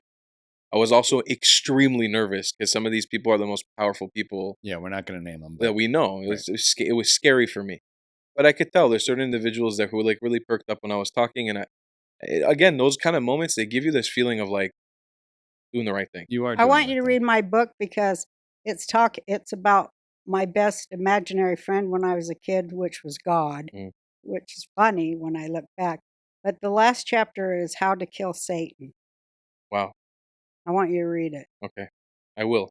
And God bless you. I'm telling you, you're a special man, Thank you, Roseanne. and you're gonna do what God wants you to do. And I know you know that because you do the things you're supposed to do. And God bless you. Now get to this. This is the best thing Yeah, I've what ever is seen in my this? life. Hold it up so I can see it. This right Use your here camera. is now known, unfortunately, as a Palestinian Kafiya. Uh-huh. Okay, That's what all the students at Columbia wear, right? all the students at All Columbia. the white students. Yeah. This has become all the fashionable apparatus of all the liberal college students in America, Well designed. It's and all the beautiful. discombobulated Arab Americans who think they understand the Middle East. But this Kafiya right here, it tells a very, very interesting story. It's actually part of the story of my people. Is it okay if I put it just like this? Yeah, Mhm, do whatever. please. This right here. First of all, Kafiya. Let's talk about the name. Where does the name Kafiya come from? It comes from the city Kufa in Iraq. That's how the name Kafiya came out of. This eternally, for a very long time, was known as the shmach, which was a ancient Mesopotamian head garb. If you look at statues of ancient Mesopotamian deities and war heroes from the Akkadian, from the Babylonian, from the Sumerian, used to wear designs that were very similar to this. You can actually see how they repeated it on. And you'll see they'll actually have like kind of like a turban, a shmach that they used to wear. Oh Mhm. my God. And the Jews also used to have something called the sudra, Jake which they wore was similar. Adonai saw Is in it? the painting, yeah. Wow. No. From last Okay, week's go. episode. Wow. So there's actually a Jew, his name is Rudy Rockman, who's renewing this thing called the Sudra, and he sells them Wow. for Jews to reclaim part of our heritage, which is this. Which again, if you see Arabs wearing this or if this being Arabized, They're culturally appropriating us. culturally, Of course, just like absolutely. they did our Torah. God damn And, it. well, that's what I was telling you, by the way, earlier about me jumping in and out of social groups and racial groups as I please. I don't believe in cultural appropriation. I don't either. Fuck that shit. It But- is for everyone. I know But that. if the left But is if going to you don't remember your source, you're doomed to death. absolutely, and if the left is going to claim that cultural appropriation is a real thing, well, bitch, you can't wear this anymore. That's right, Yeah. I'm bitch. taking this shit back. Good. That's right. If we're it's saying cultural yours. appropriation is a It's real thing, ours. and Yeah. you can't have afros or hair braids or whatever, Yeah. then you can't wear no this. Columbia student can wear this anymore. Mhm. I disallow it now That's right. because this comes from Iraq. Mm. These two lines right here, they demarcate the Tigris and Euphrates rivers, Oh wow. the Okay. lifeblood of Mesopotamian society. That's right. Yeah. Okay. Yeah, these two broad lines, and you can see they very much look like rivers. Mhm. Yeah. These right here, and between them are the ripples on the river. Wow. And then right here, these are the fishing nets Oh. that demarcate the ancient fishing communities of southern Iraq. The Mandeans and the Jews who were a part of those communities still exist today. I'm part of the Jewish community, but the Mandeans are still holding the fort in Iraq today, and they've had just in 2024 3 different violent pogroms against them. They only number about 8,000 in Iraq today. A lot of them live in Australia and the UK and America. And they're the original people of Iraq, the original indigenous population of Iraq. This, for thousands of years, was worn by these people in the Middle East. For thousands of years. Until 1967, an Egyptian named Yasser Arafat took this, put it on his head, An started Egyptian wearing royal. Yeah. an Egyptian royal, and started using it for the first and second intifada Yeah. to push violent Palestinian propaganda. Same thing Hitler did with the swastika. So, exactly. Yeah. That's First what they time I do. went to Asia, I was shocked when I saw swastikas everywhere. No, they're until everywhere. somebody explained it to me. Thousand And then I years. was like, well, now I don't have the connotation anymore with evil. But even Jews, sometimes we call this a terrorist scarf. Fuck that. Yeah. No, This that's is our ours. shit. All right. This is our thing. And you know where my friend got this from me from a terrorist's house in southern Lebanon. Wow. He raided a village. He's part of the IDF, and I think it's the most beautiful thing in the world to be able to use this for positive propaganda and Yeah. positive news about Israel. Well, when this you're was used by a reclaiming- terrorist. Fuck You're, yeah, let's you're take it back. reclaiming what's ours. A terrorist in Lebanon has no connection to this. Yeah, you They have do. there's no moral equivalence that they should be wearing this when they're fighting the IDF. It just in some sort of faux support for Palestine. Yeah. This is mine. Yeah. This is Iraqi. This is Babylonian. This is Mesopotamian. This is Akkadian. It's Sumerian. It's Mandean. It's Iraqi Jewish. It is not Palestinian. And I have a huge problem with Palestinians wearing this today to prove some sort of element of resistance. Well, Good for you. I guess God wants them to wear it as they're destroyed. And we can pick it up and wear it Yeah. after. Well, God's funny. God's hilarious. He's got a very big we need sense to of have humor. him on the podcast. Yeah. He's amazing. He might have been here today. I think he was here. He's been today. here I think every he was here week. today. 95 episodes he's been here. Well, Amazed. I'll let you wrap up, but one more message to the American Christians that we need to side with. We need to get them on our side. Please.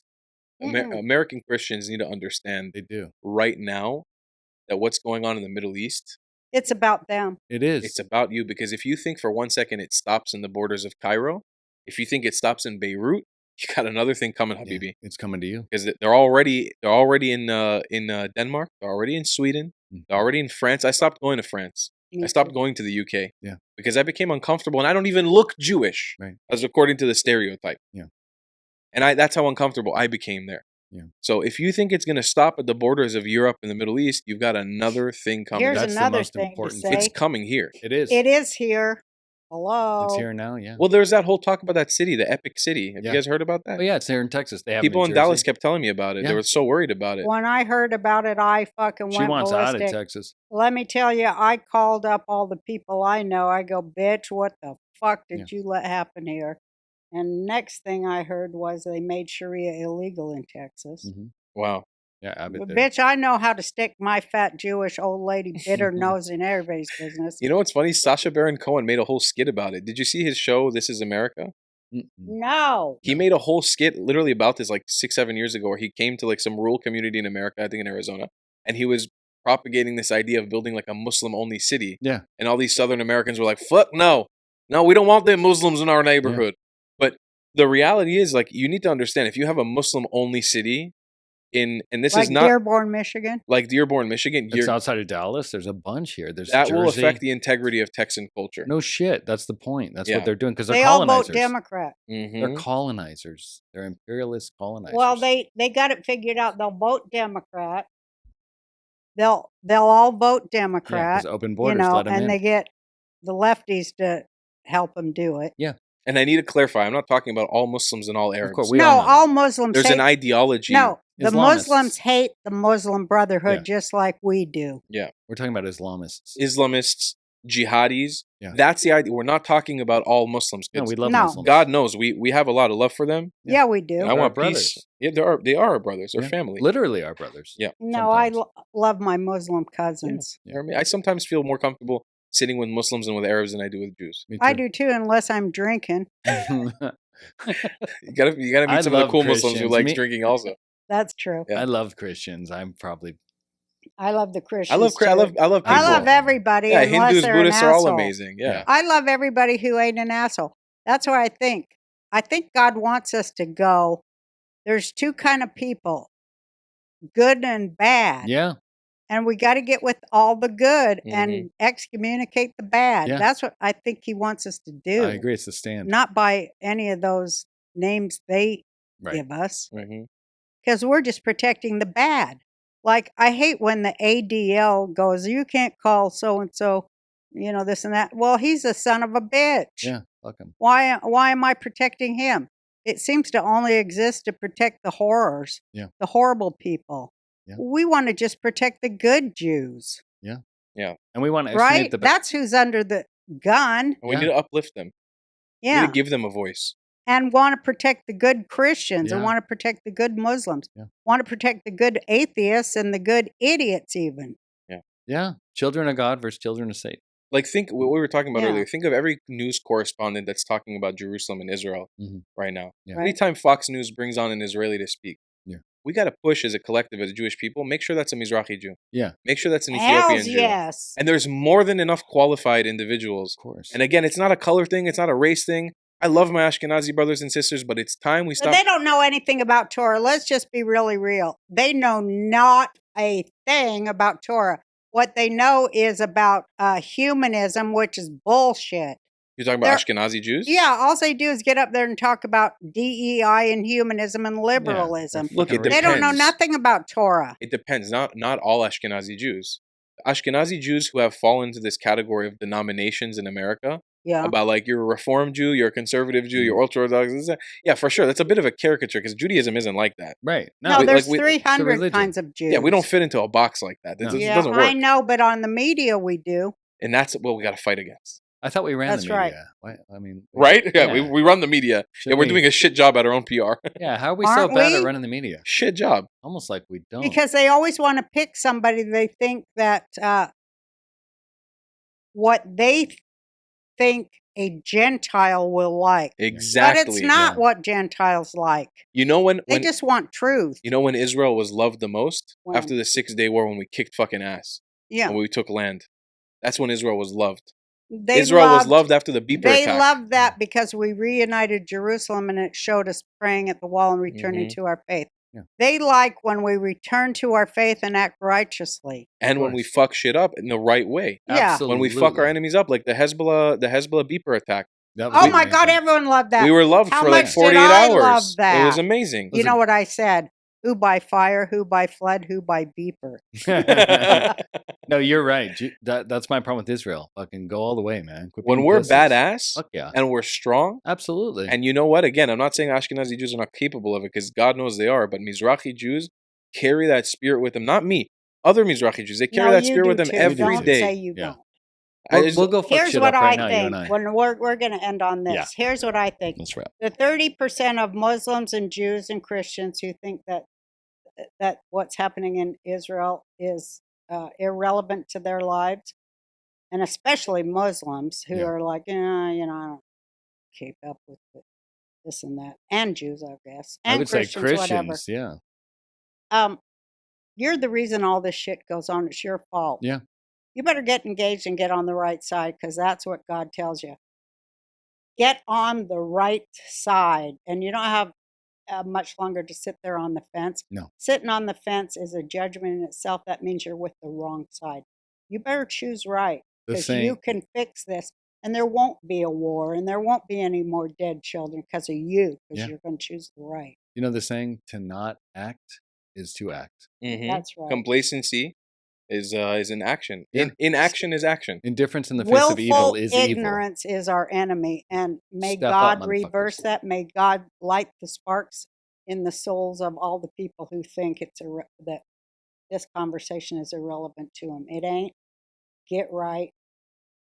And Chag Sameach. Pray to Amen. God. Or Pesach. Pray to God. Love Israel. Visit Israel. Marry an Ethiopian. Hell, you have 25 children. Oh wait, I know we're wrapping up, but Dave Smith, Douglas Murray, give me what did you think? Douglas Murray, we love you so much. We love you him so are much. a righteous Gentile. You are educated. You are not ahistorical. You are absolutely beautiful. I We thought he love did you. great. If you were not gay, I would marry you. In fact, I'll even marry you that you're gay. I don't care. Yeah, I it's didn't know he probably was better for gay. you. He's gay. Yeah, and I don't even want sex, so I'll just marry him. We have so many dope gay people supporting Israel. It's unbelievable. I asked Dave Smith Aren't on they this great? podcast. We have. I don't know if you know. There's a whole Arab coalition of gay Arabs, like Luai Ahmed and Jonathan El Khouri. Not that their gayness defies them, but they happen to be gay Arabs Yeah.